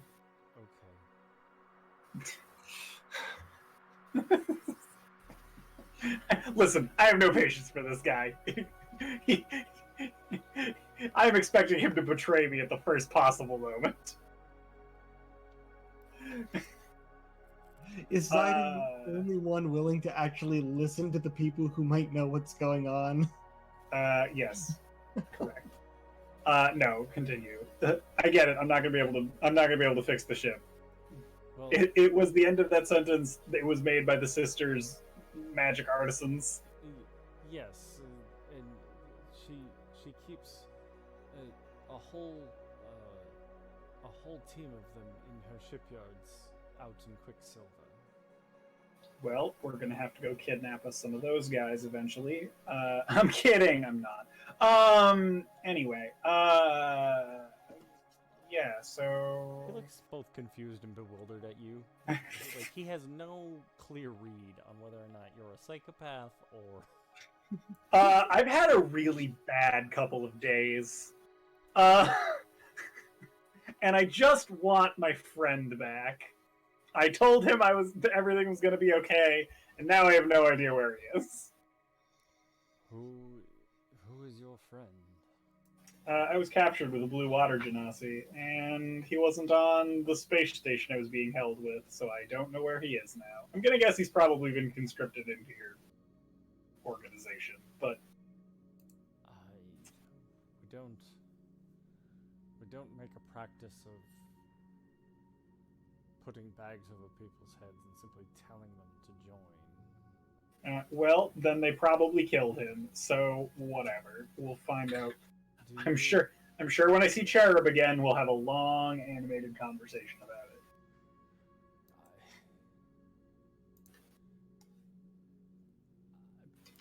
I do recall when we collected you from Admiral Cherub, he did make mention of a second one that he was keeping for his own personal interests. Oh, he's being experimented on. Excellent. You know, the people you work for, they kind of fucking suck. I don't know why you signed up.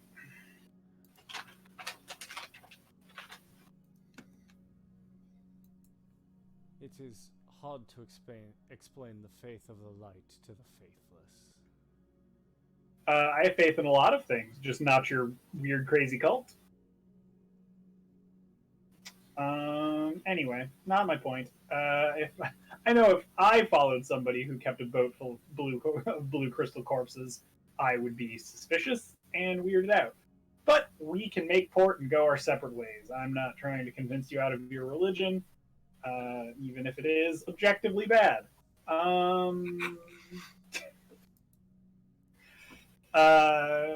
Anyway. Oh, by the way, what was that? What was that? Fucking spooky magical headband that Cherub wanted that he sent rocketing into the fucking into space time instead of just not being an asshole. Was it one of our headbands? And he points to the headband he is wearing. No. Cherub asked me if I had like a tiara or something that he was looking for, and I know I was transporting something that was giving off spooky necro. Oh no, you know what? It was pipes. I think it was pipes. I don't know. I was transporting a bunch of magical bullshit across Toril, or across Faerun, and well, I guess the ocean next to Faerun. I was back on the real world.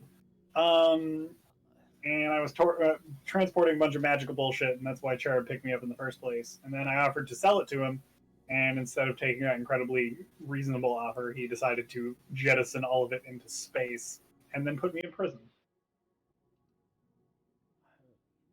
I'm afraid I have no clear idea what you're talking about.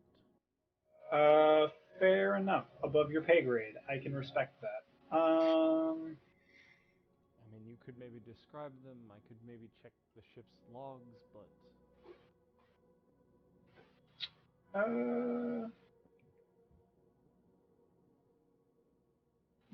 Maybe later. Okay.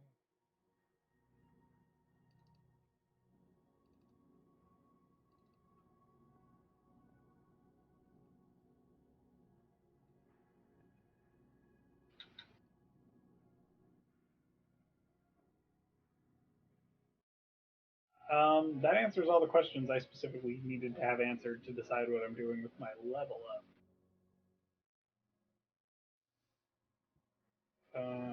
Besides that, I'm all about getting to shady criminal port and figuring out what the fuck we're doing.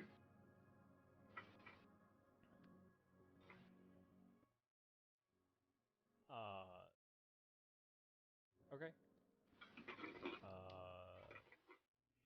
So are you setting the ship in motion? Zayden has given me like a place to go. Yeah, with those coordinates.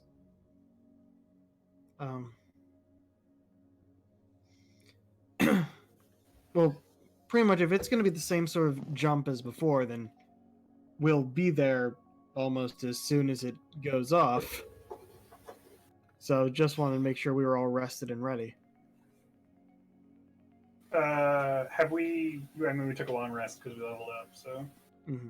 Well, I sort of presumed you were sort of tacking these things together, but you can do it after the rest. So yes, you've rested. I mean, realistically speaking, walking around the ship and talking to people can be done during a long rest. So. Sure. I just needed to functionally understand what the ship was doing during that long rest.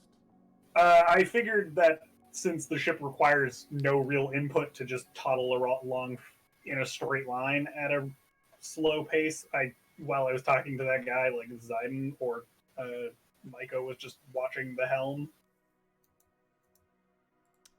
Okay. Considering once you get the ship going, it just continues at that speed. Well, a long rest is like 8 hours. Sure, but I only left the helm for like maybe a half an hour to talk to that guy, and then I would just go back to the helm and pilot for a majority of the long rest, and then take the amount of time you have to sleep for a long rest for it to count. And during that time, I assume I would either just have Micah, my first mate, take the not helm, or Zayden take the you not. look for your first mate, and you do eventually locate him in the infirmary, essentially dead to the world. He's still breathing, but like you cannot rouse him. Okay, Zayden then. Mm-hmm. I need you both to make ship handling checks. What gets added onto that? Wisdom. Yeah. Wisdom. Okay. And you get no proficiency because you have no... 19. 20.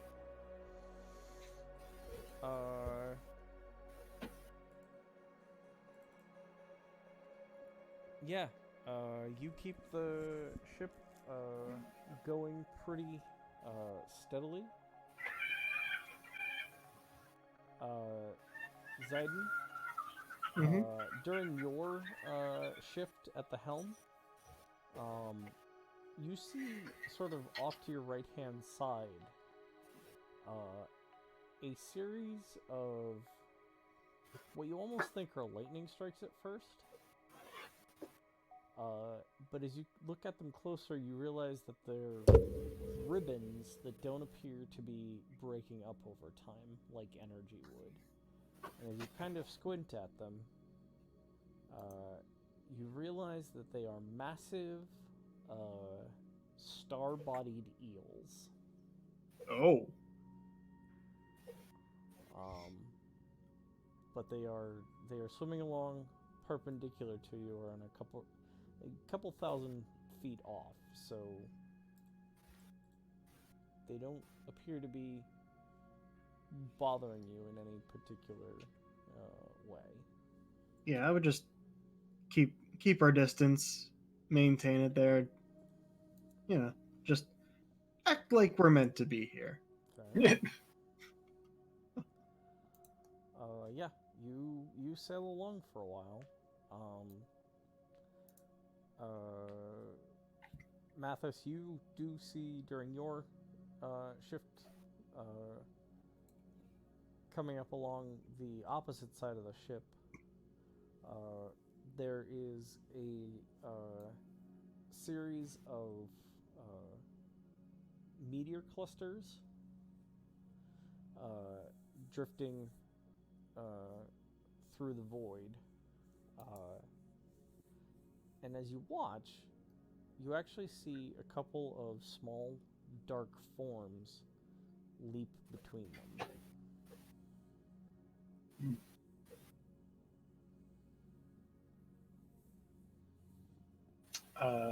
Spooky. Things in the meteors. Interesting. Or I guess they'd be asteroids at this point? Yes. Excuse me, I misspoke.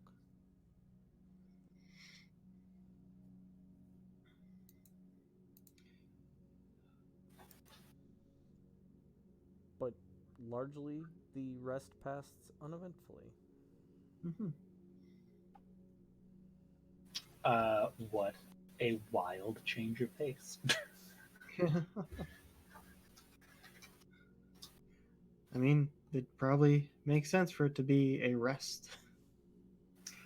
Can I ask you something quickly, Dustin, just for like my own bookkeeping sanity? Sure. Do I need to push you into the other channel? Probably not. I just need to type something real quick.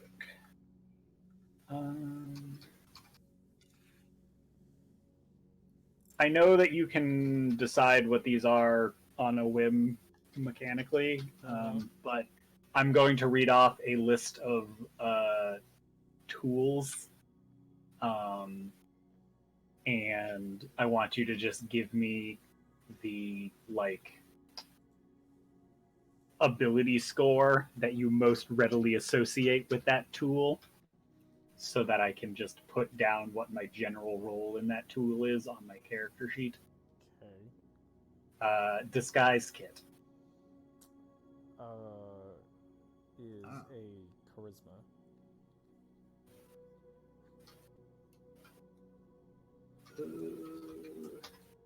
Thieves tools. Generally speaking, dexterity, but contextually that may change. Yeah, like I said, not looking for Sure. Just The open and shut case. Generally speaking, forgery kit. Is also performance, so charisma. Interesting. That's the first one I wouldn't have guessed. And then boats are wisdom, but we established that. Okay.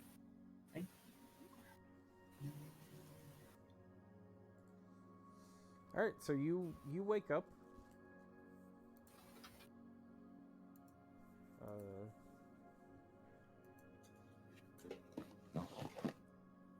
Zayden, if you were playing the video game version of this, you did get the little achievement trophy, piloted an astral ship. Da da da da. Yeah.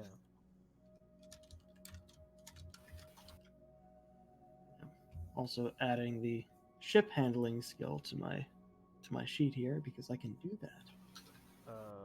Okay. Yeah, you don't just actually adding it have under ship handling. Oh, I'm not proficient in it. Correct. Just to help remind me that when you ask for a ship handling check, sure. it can be wisdom. Okay. Here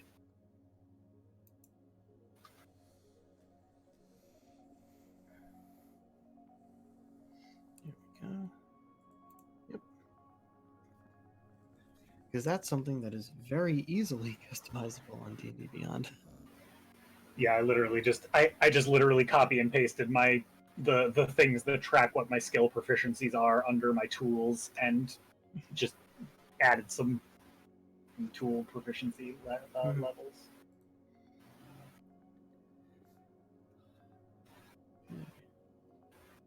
right. So what are you guys doing? All right. If we're all ready, I think it'll be time to jump towards the port. Sure. Yeah, well, there are only two of us here at the moment. What's your passive? Passive perception. 12. Yeah, it's just the two of you. Oh no, I was saying that out of character. Oh, I see. Mine is 16, if that makes a difference. You still see those eyes from the lower well, sort of peeking at you from between the bars. Oh, yeah. He's Fucking chill. black.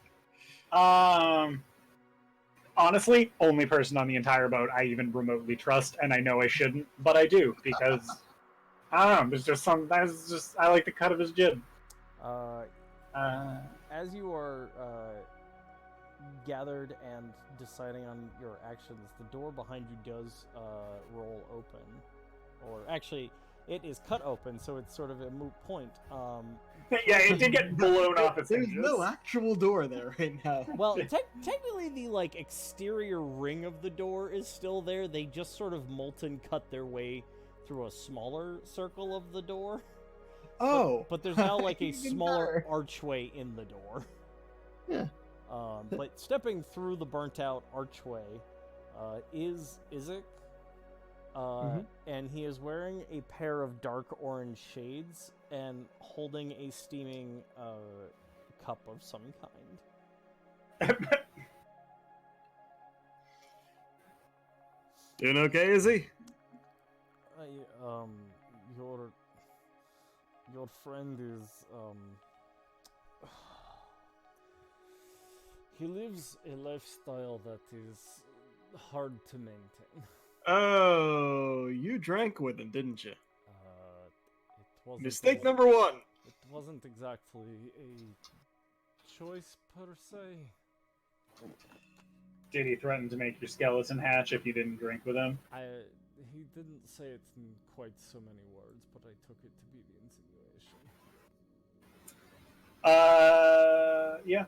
I have the revolutionary idea that, generally speaking, killing people is bad. Mm-hmm. Micah does not seem to share that that particular hang-up. You all collectively stormed this room and killed like almost 20 of the people I sailed with. So Sure, but the half dozen of those that I personally took out are still alive. You might remember from when I took you out. I was a little busy being taken out at that point. Listen, we all know I'm a better fighter than you. You may not have noticed, but I myself didn't do any of the fighting until you all started attacking us. Not that I really had a choice in the matter, as they were ahead of me, but still. What have been people's choices and what haven't is a argument The past. in pedantry at this point. Past is the past. We get it. Yeah. Listen, the sooner we get to this shady-ass port and we can pick up shady-ass people who don't have moral objections to sailing with us, the sooner you can go home.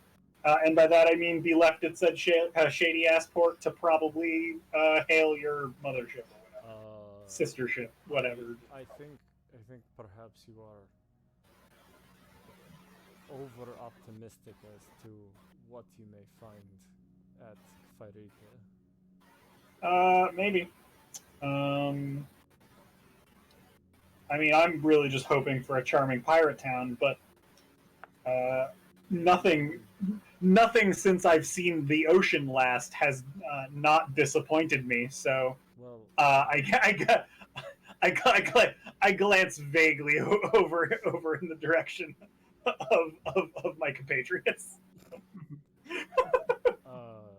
well, I could either ruin the surprise for you now or let you find out when you get there. Well, if we're going to the wrong place, then I'd like to know Probably ahead a good of time. thing to know. Well, you asked for a port that people do not frequent.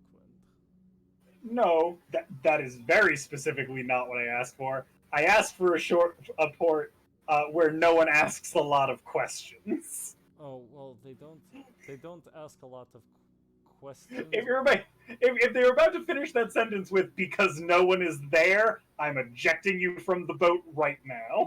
No, there are people there, but they have many gnashing teeth and claw. They take and ask few questions.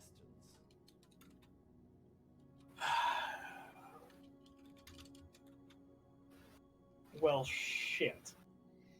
That's kind of, when he says people who won't ask questions, normally that's because they're just minding their own business. I mean criminals, not murderers. Oh. Slight difference. Well. All right, let me ask you this. You guys are kind of like ruin everyone's fun, sort of like tell everyone what to do police force in these waters, I assume.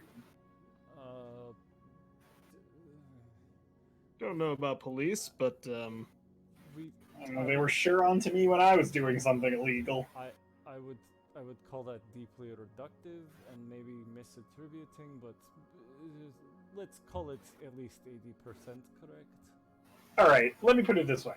If I was you, Sure. and I was on a ship being piloted by Cherub, and you guys were going to confiscate some, I don't know, dangerous magical shit or illegal shit, or just, I don't know, ethnic cleanse some people you don't like. Whatever it is you people do. Sure. The fact that you're not more dissenting to that third one I said concerns me, but let's move on. don't think you gave me the opportunity, but go on. I've never seen a lizard folk colony that's gotten out of hand. Well, you know what? I'm done. I know what lizard folk are, and they're not. They at least can be reasoned with. I thought you were about to say that we were going to be like dropped into some friggin' Oh no, I just mean in terms of your cleansing. Think more half flesh craving abomination meets forged iron armor. Oh. Point That sounds taken. awful. Anyway, if there was a seedy underbelly of space, where would it be? Oh, you would want the lawless quarter in Krylik. That sounds just excellent. Zayden. Yeah. I mean, that sounds a bit less, well, immediately dangerous. Yeah, I don't want to go to the planet that's just all flesh-craving cyborgs. That sounds awful. Mm-hmm. Though, mark that place on the map in case we ever manage to capture Cherub alive. Already have the symbols down. Perfect.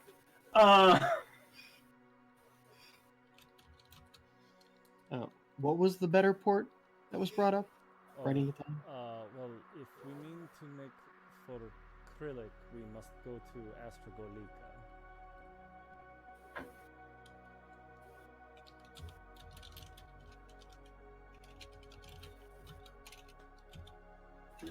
And he, coming. Oh yeah, because we need to, because we're going to have to actually fly to another sphere for that.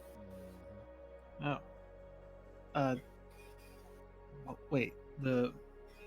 It's in which sphere now? It is a sphere. Oh. Well, Krylik Kry- is a sphere. Krylik is a sphere. Yes. Okay. Yeah. As I said, out of character, trying to write these down and just. Sorry, you do have a map of all the spheres, just FYI. Yes. Yeah. Acrylic is Don't have open right KRILL. now. KRILLC. Or LLIC. Putting L's and I's next to each other makes my eyes hurt. This word is either CRILLIC, CRILLC,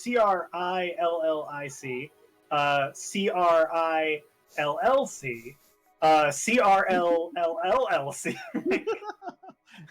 It's small and my eyes don't work. Sorry.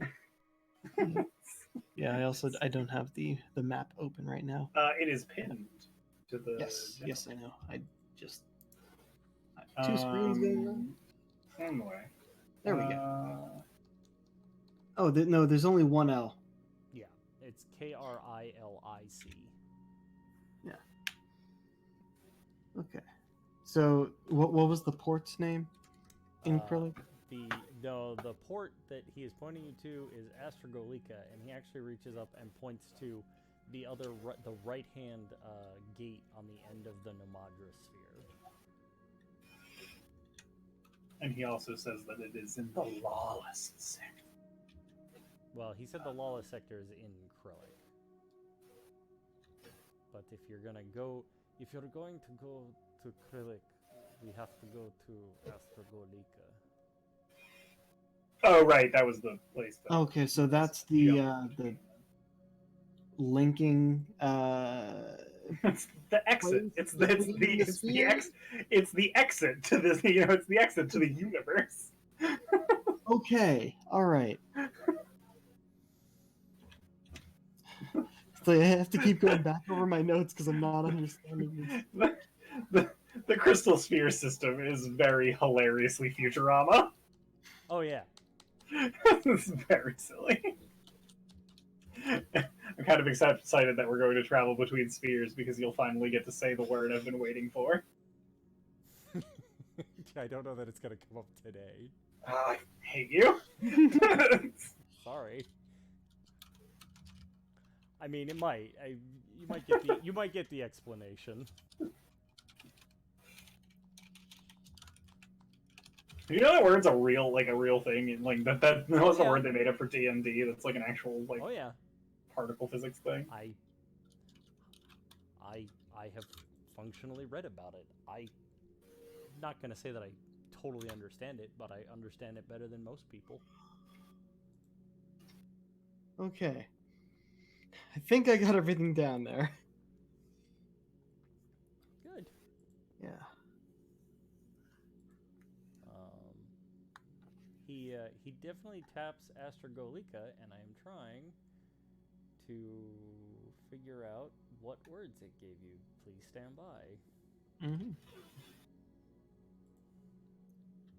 And I'm assuming it's spelled Astrogolica. It is Astragolica, yes.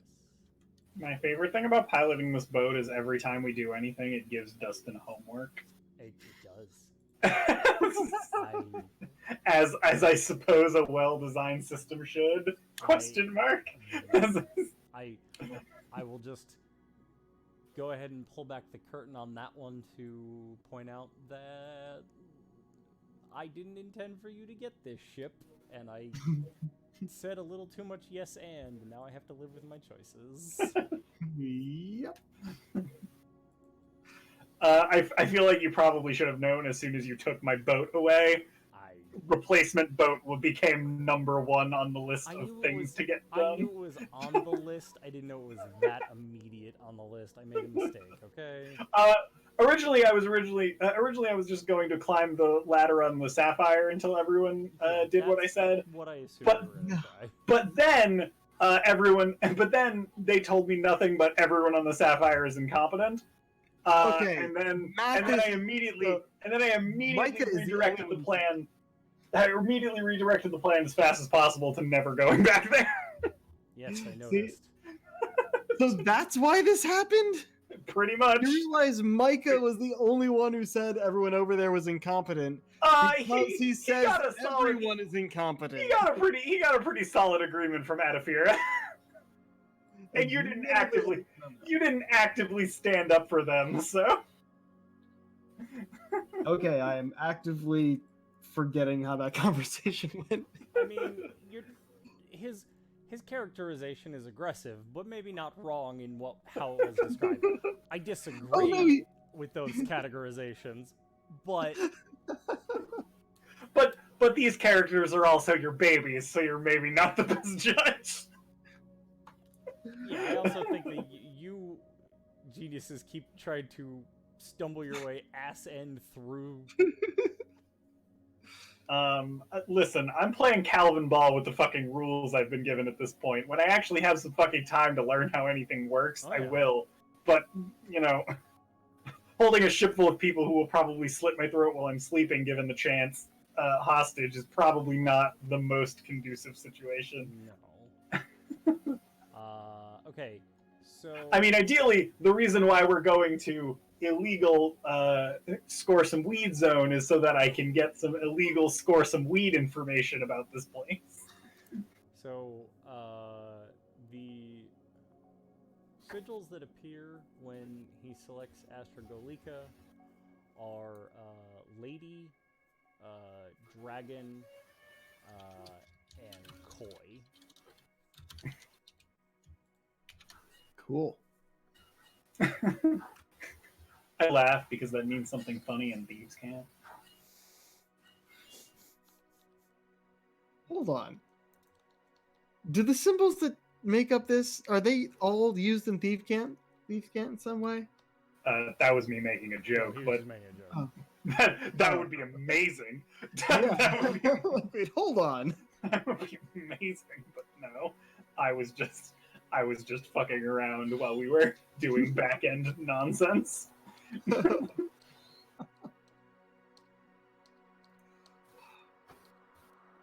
Okay. But yeah, no, that would be amazing if this was a boat that can only be piloted by our combined knowledge of Celestial and Thieves' Cant. Because at that point, I would really just be curious what a madman built this vessel. Anyway, yeah, so, assuming that the jump is jumpy, let's charge that puppy, or not the jump, I guess the jump, because we need to get to the edge of this sphere before we can slip and slide our way through to the other sphere. So I guess we're jumping to that Astragolica. Astragolica. Yeah. So if everyone is ready, I'll just punch in the symbols and away we'll go. In theory. Okay. Do you know what the ley line configuration is? That is the second time you have said those words. We're doing great. That's excellent. Do I know what ley lines are? Do I have to make a history check or something? You can make an Arcana check. Okay, I'm fine with that. Actually, you can make a history check. Literally the same thing. Okay.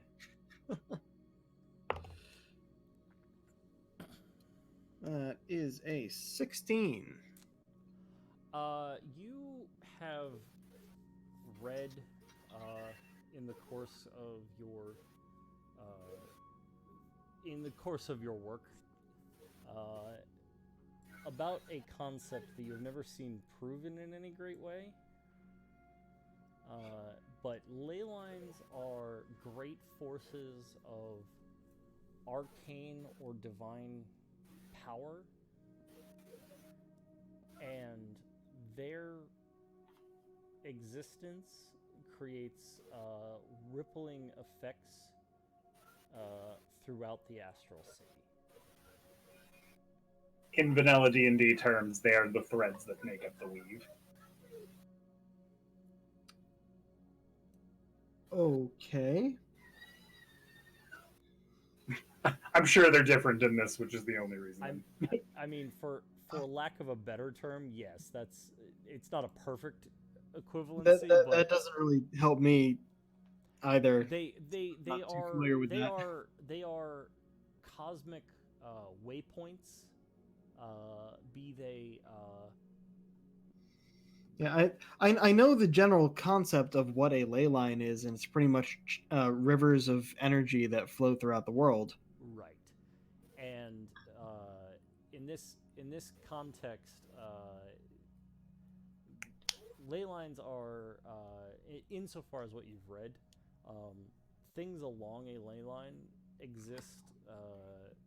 That's how things like a cleric's powers operate.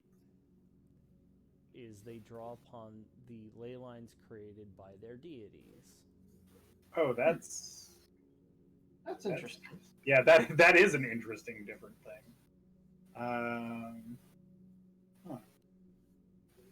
And functionally large arcane forces. In fact, you may have read a little bit more on this now that I'm thinking about it, because not that you've been able to demonstrate this, but you suspect that you may be operating on your own ley line. Can I roll a religion check? Does Mistra exist in this version of Terrell? Roll me a religion check.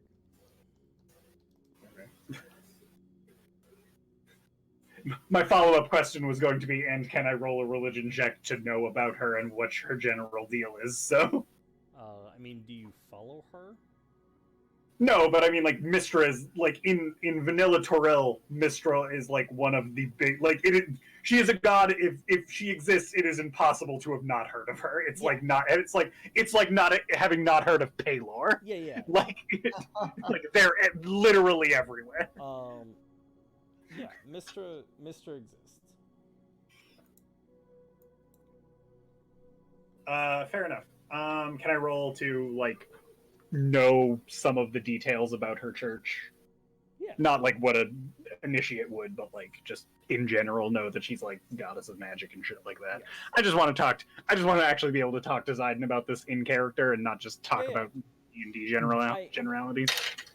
I mean, solid 11. I know an average amount. Yeah, you know that. I mean, she is the goddess of magic. Particularly, she is worshipped by intellectual practitioners of the arcane arts, more specifically wizards, and to a degree some warlocks, depending on who they are. And certainly in like human and predominantly human societies, she is heavily worshipped for granting greater power to mortal creatures. But finer points of what all she's about is maybe not your first thing. Fair.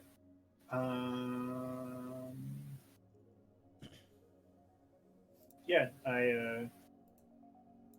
I mentioned to Zayden that back on Terrell there's a goddess who's sort of all about managing magic and ley lines and that kind of stuff. Ah, I see. Is there a way, like, does the ley line configuration affect our flight path, or? Yes. Is there a way we can read it here on the giant-ass nav table? No. How is it normally read? It is felt.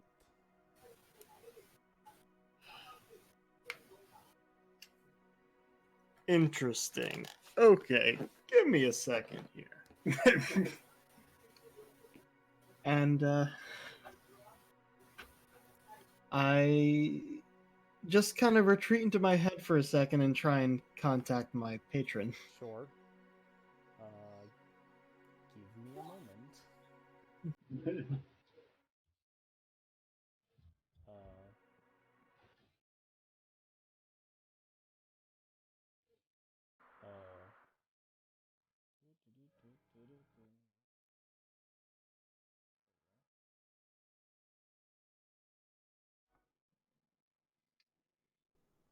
Yes, Zayden. Alistair, there you are. How are you holding up?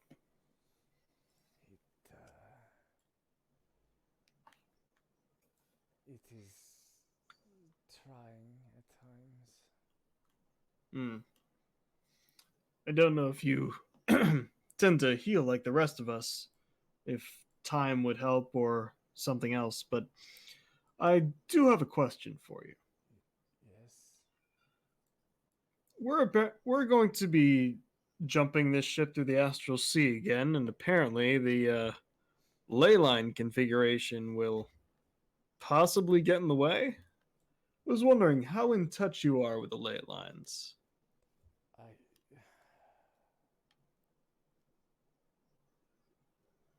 Make a persuasion check. All right.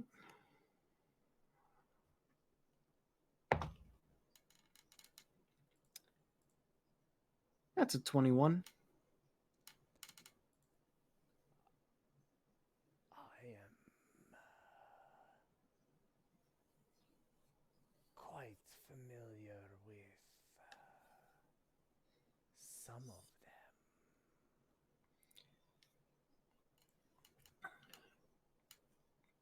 I'm told that there's no way to really chart them out here, that they're just felt.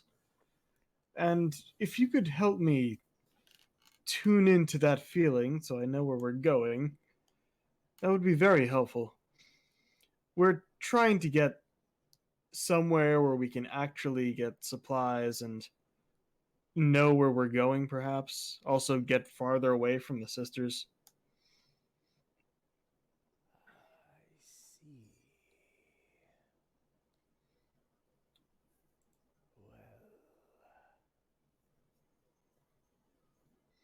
I see.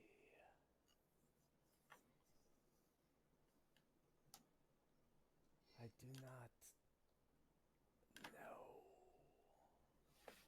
all of the lines that exist. There are dozens upon dozens of them. But I can tell you a sister's ley line lays across much of this sphere.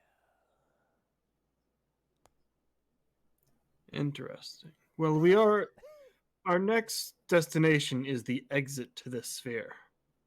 A place called Astragolica.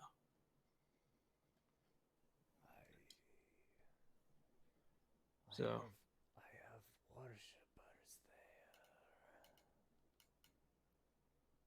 there. you have worshippers there?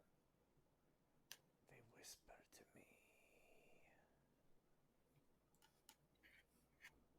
me. Interesting.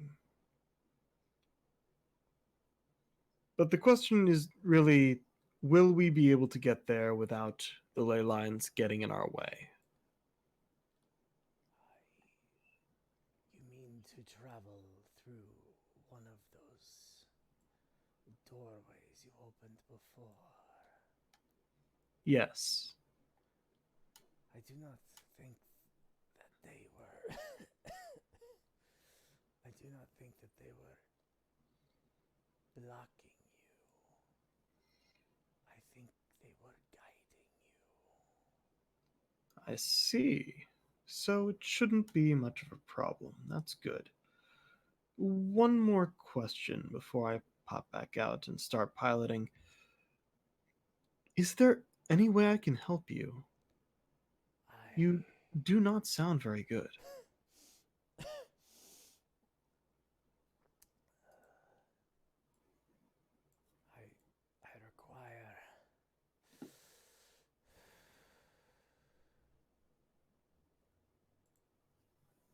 I require time with the one called Cyril. Cyril? That's the first I've heard that name.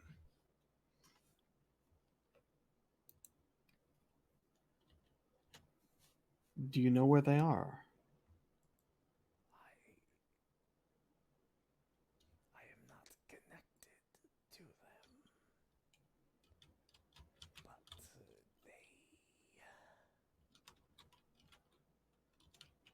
they have shown me kindness in the past, and they may be strong enough to help me.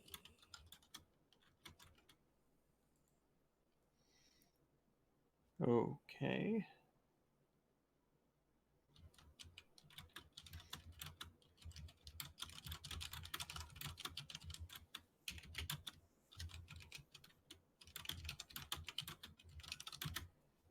You also have heard the name Cyril once before. Oh, I have? Okay. You heard heard Cherub on the intercom yell at Calafiza about delivering Cyril to him.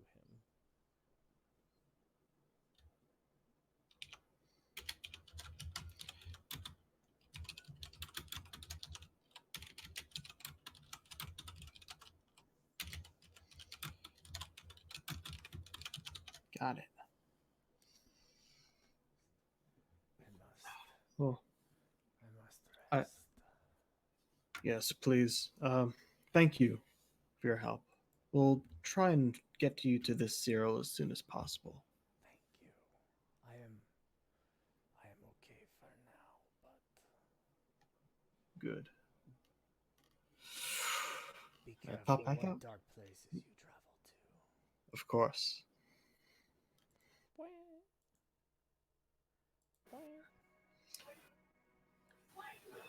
Okay.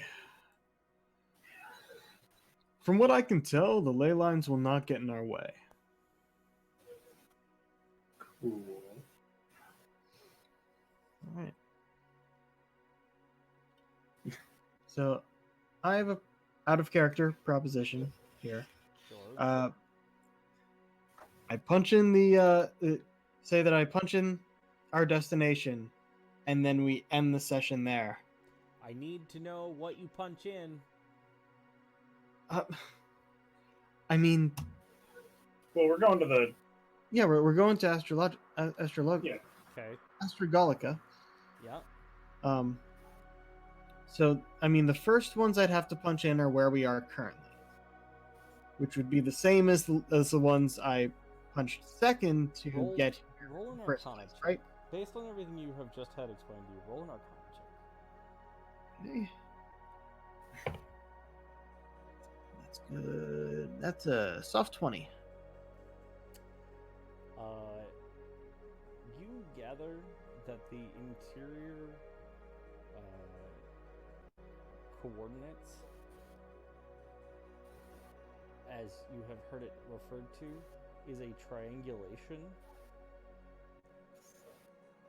that narrows the scope of the sphere that you can go into. And by process of elimination, you suspect that the exterior ring are ley lines. Oh! Okay.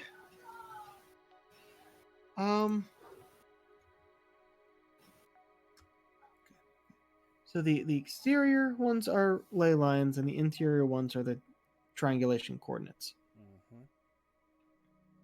And you also know that the majority of the interior runes are constellations. Right. Okay.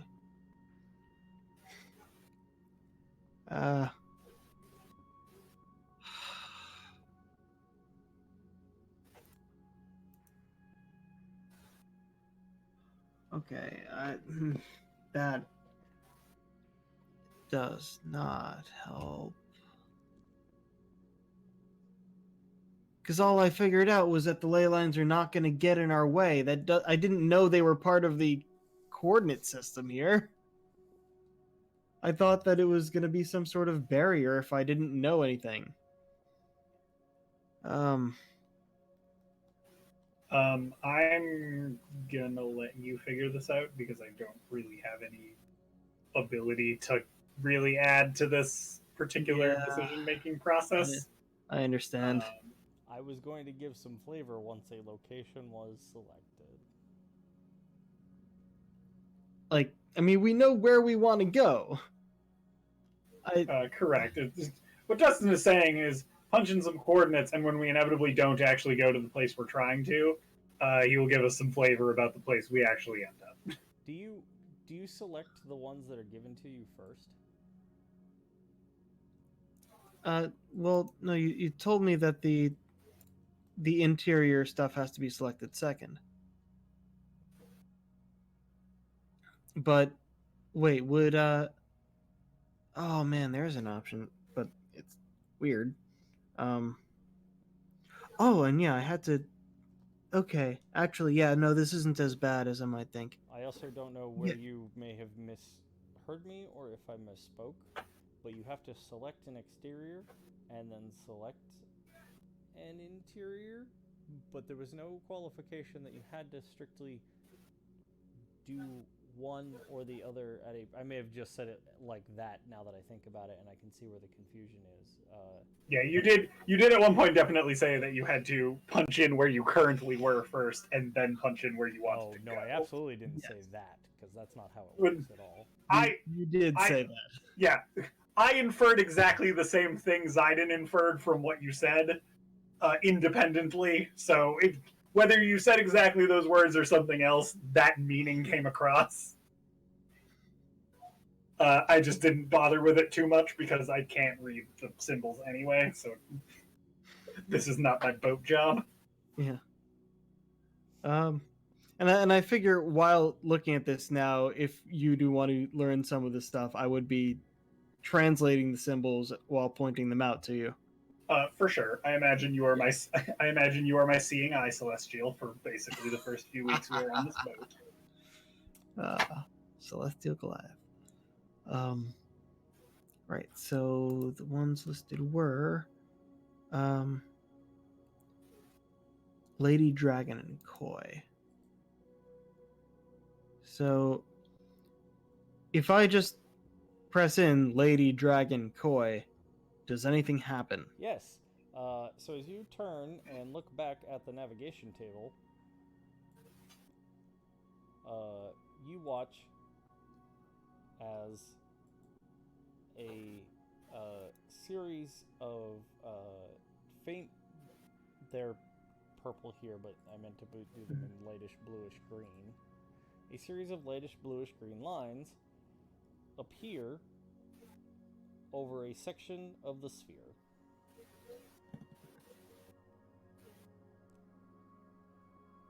With 3, 4, and 8. If that's the triangle there. You do know that Astragolica is the highlighted gate hole. Mm-hmm. And looking at the small labels along the highlighted section, you know that 3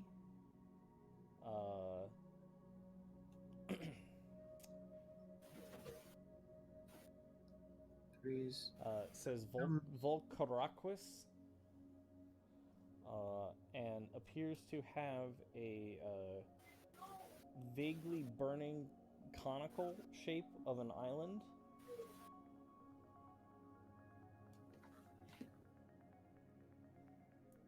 Okay.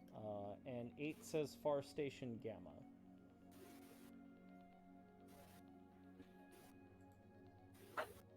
What? Oh, okay. Wait, was 4 Astrogolica then? Yes. Okay.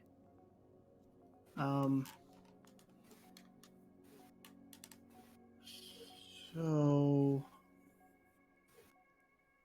what? What do we?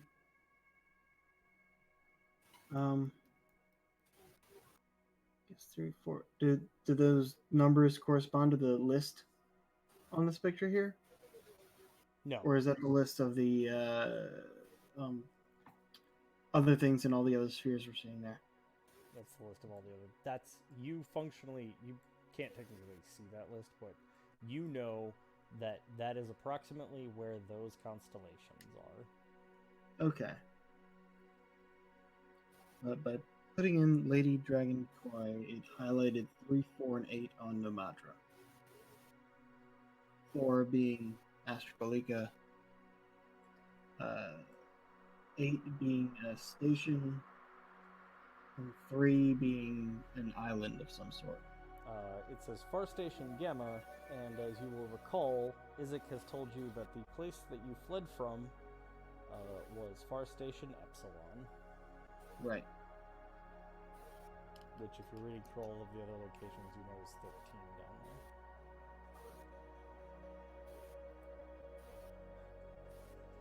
Okay, so it just highlighted that section, and that's all I got. Yeah.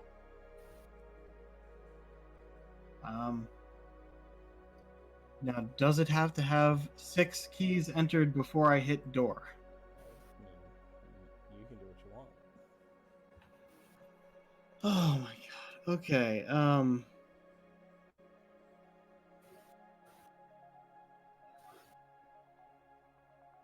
Man, it's if I'm trying to put together a puzzle that came in a bag with no picture. Yeah, I feel for you, homie. I'm gonna dip Okay. because I'd like to hang out with my spouse tonight, Yep. and I don't feel like I'm gonna make a significant difference here. Let me once know. once the selection is made, I will do flavor at the start of the next session. Yeah, that's fair. Let me know where we end up. Team Rocket blasting ourselves across the universe to. I will Up and catch away. you guys later. Night.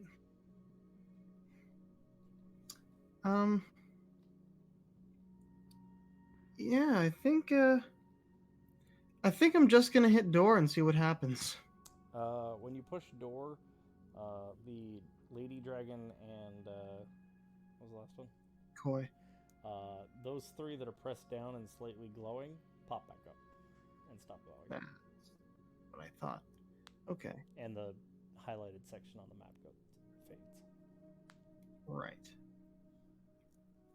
Now, when I pressed those in before, did something light up on the map for each one, or only after all 3?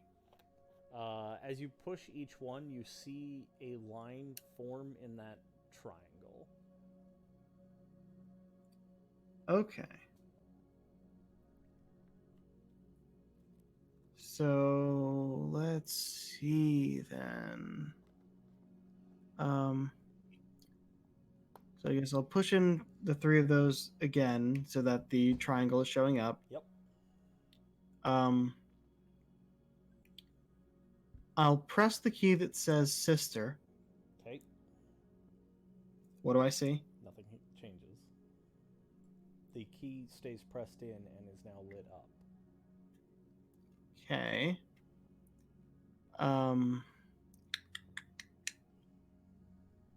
You know what? Why not? I'll hit light next. Any change? Nothing happens. And void. Literally just the 3 in a row there. Sister, light, void. All 3 light up. But nothing on the map changes. Correct.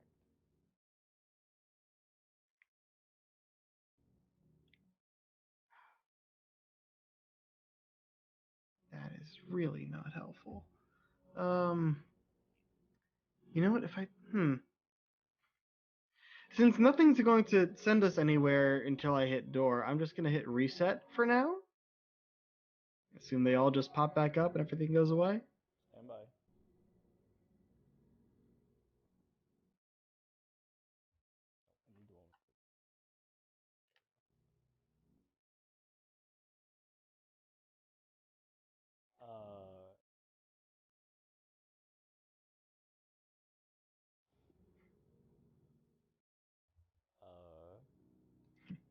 Reset was the one right next to door.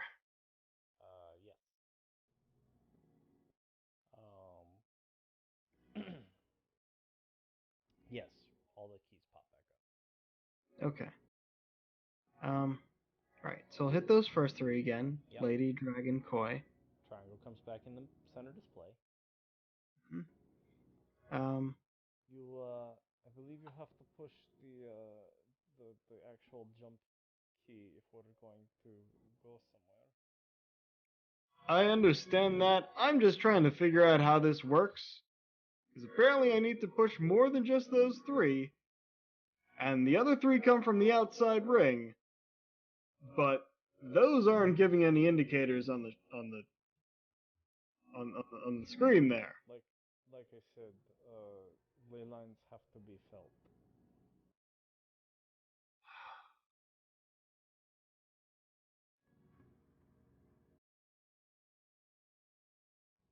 If I just hold my finger over one of the ley line keys and just concentrate on trying to feel the magic around me. Do I feel anything? And does it change if I move over a different key? Give me a perception check.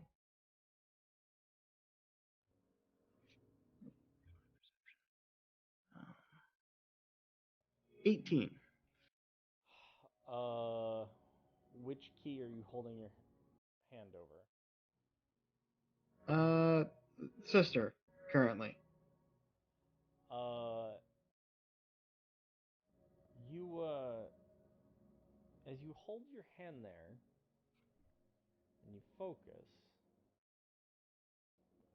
you feel a gentle breeze almost, and you get a brief hit in your nose that is a little bit somewhere between loam and turpentine.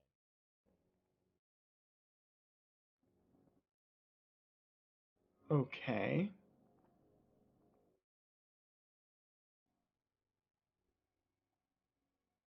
And is that supposed to tell me something? You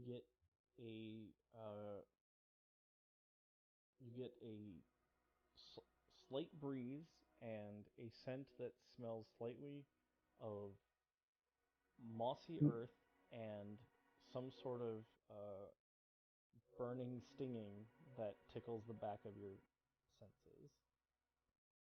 Okay, I move my finger over light. Okay. You move your finger over light, and as you shut your eyes and focus on it, the room around you almost becomes slightly brighter. You can almost swear you could see through your eyelids. And then you sort of notice that the light is almost pulsing, or not quite pulsing, maybe breathing?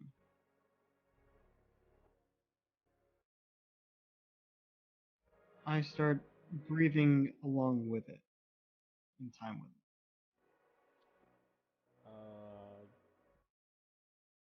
Give me a medicine check.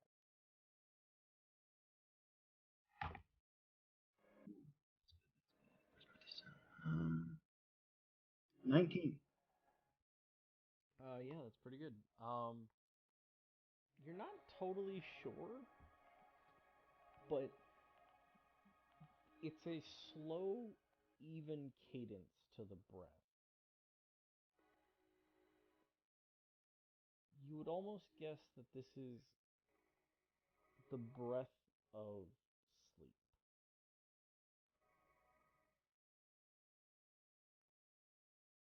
Okay.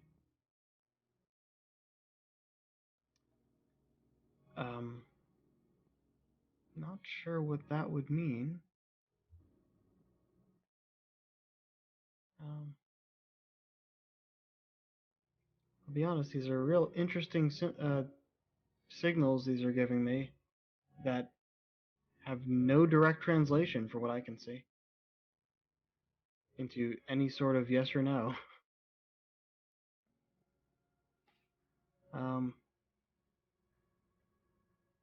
I'll press light while still concentrating like this. Okay. Nothing appears to change. Okay.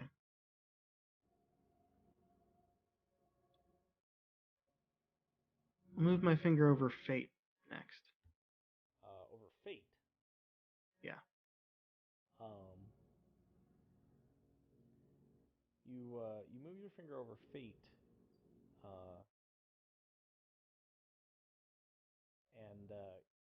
Roll me another perception check.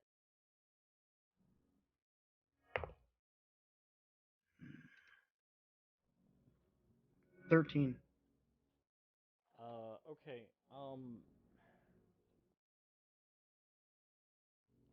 You almost swear that you can hear a voice, but it's as if a voice is trying to yell to you from the other side of a canyon. Okay. Can I make out any of it? Nope. You try to, but it's just too faint and too far away. Ah, like I thought. This isn't One Piece. Or Naruto, or any of these anime where they're talking to each other across fucking miles and you can hear it like they're next to you. Yeah, no. Hmm.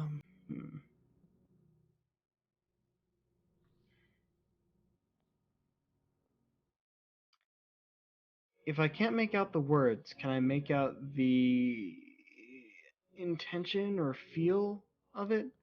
Like, does it sound urgent? Does it sound warning? Roll me an insight at disadvantage. You're trying to incite something in which you cannot even make out the words. Alright. It's a 16. Yeah. There is something of a sharp, but almost hooked tone to it. You would almost call it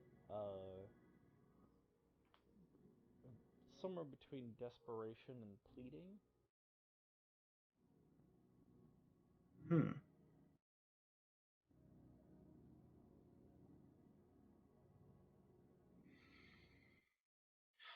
Also, pleading? annoyingly, there's something familiar about it.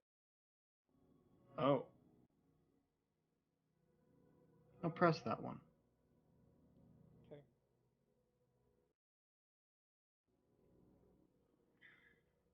Nothing changes. Yeah, I know. Looking over the others. If you do open your eyes, it is pushed in and glowing. Mm-hmm. And you pushed in light, so that is pushed in and glowing as well. Yes, yeah. Okay.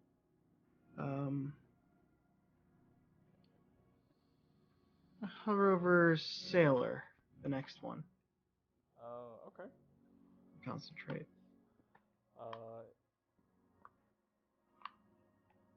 As you concentrate,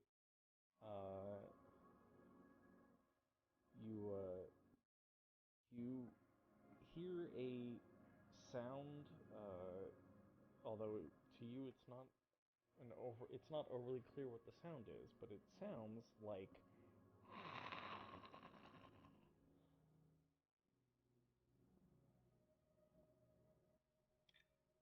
I'm gonna just move on to the next one. Over Sphere. Over sphere. You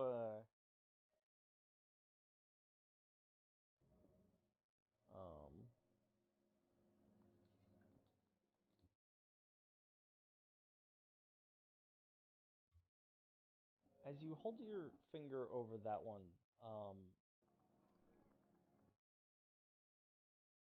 it almost sounds like a small stream of water rushing past cold glass.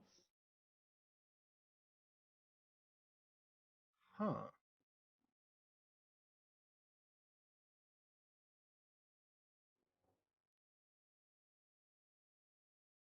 I suddenly need to go to the bathroom. Kidding. Well, you might be kidding, but I do. So hold on for like. Apparently, if we're actually gonna do the rest of these, Yeah. I need like 10 seconds, and I'll come back. Yeah, fair enough. By the way, your analogy about trying to solve a puzzle with no picture on the box. Mm-hmm. That's because someone else kept all of these puzzle pieces in a plastic bag and knew what the picture was supposed to be, and then you stole their puzzle.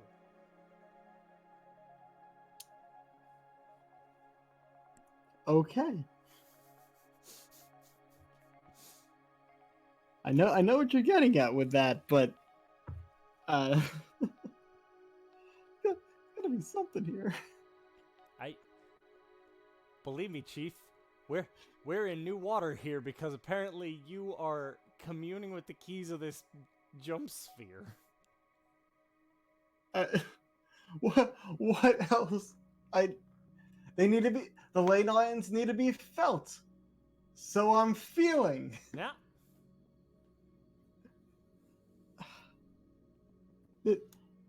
And there was nothing around here, like a guide of some sort, a phone book to say. There were 4 phone books. Y'all put your swords in them.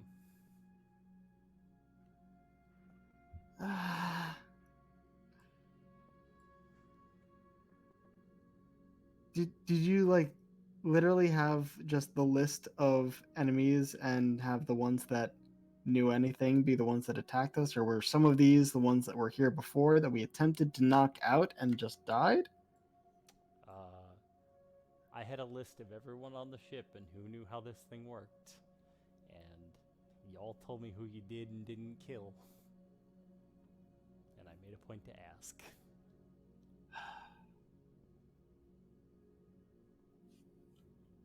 Okay.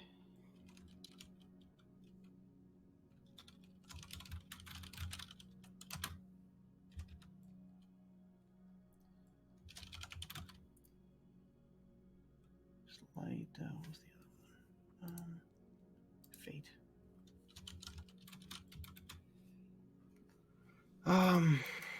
Okay. Let's try Faerun. So as you hold your hand over Faerun, you hear the bustle and din of a market square.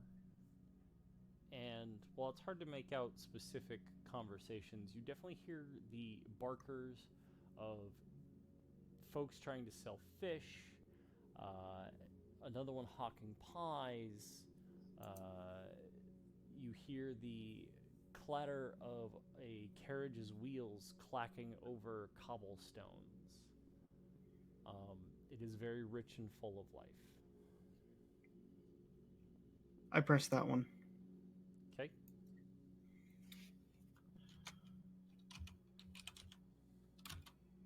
And open my eyes, around. All right, well, here it goes. And hit gate or door or whatever it was. Door, yes. Okay. The large swirling vortex of blue and green opens before you, and you can find out tomorrow where you ended up.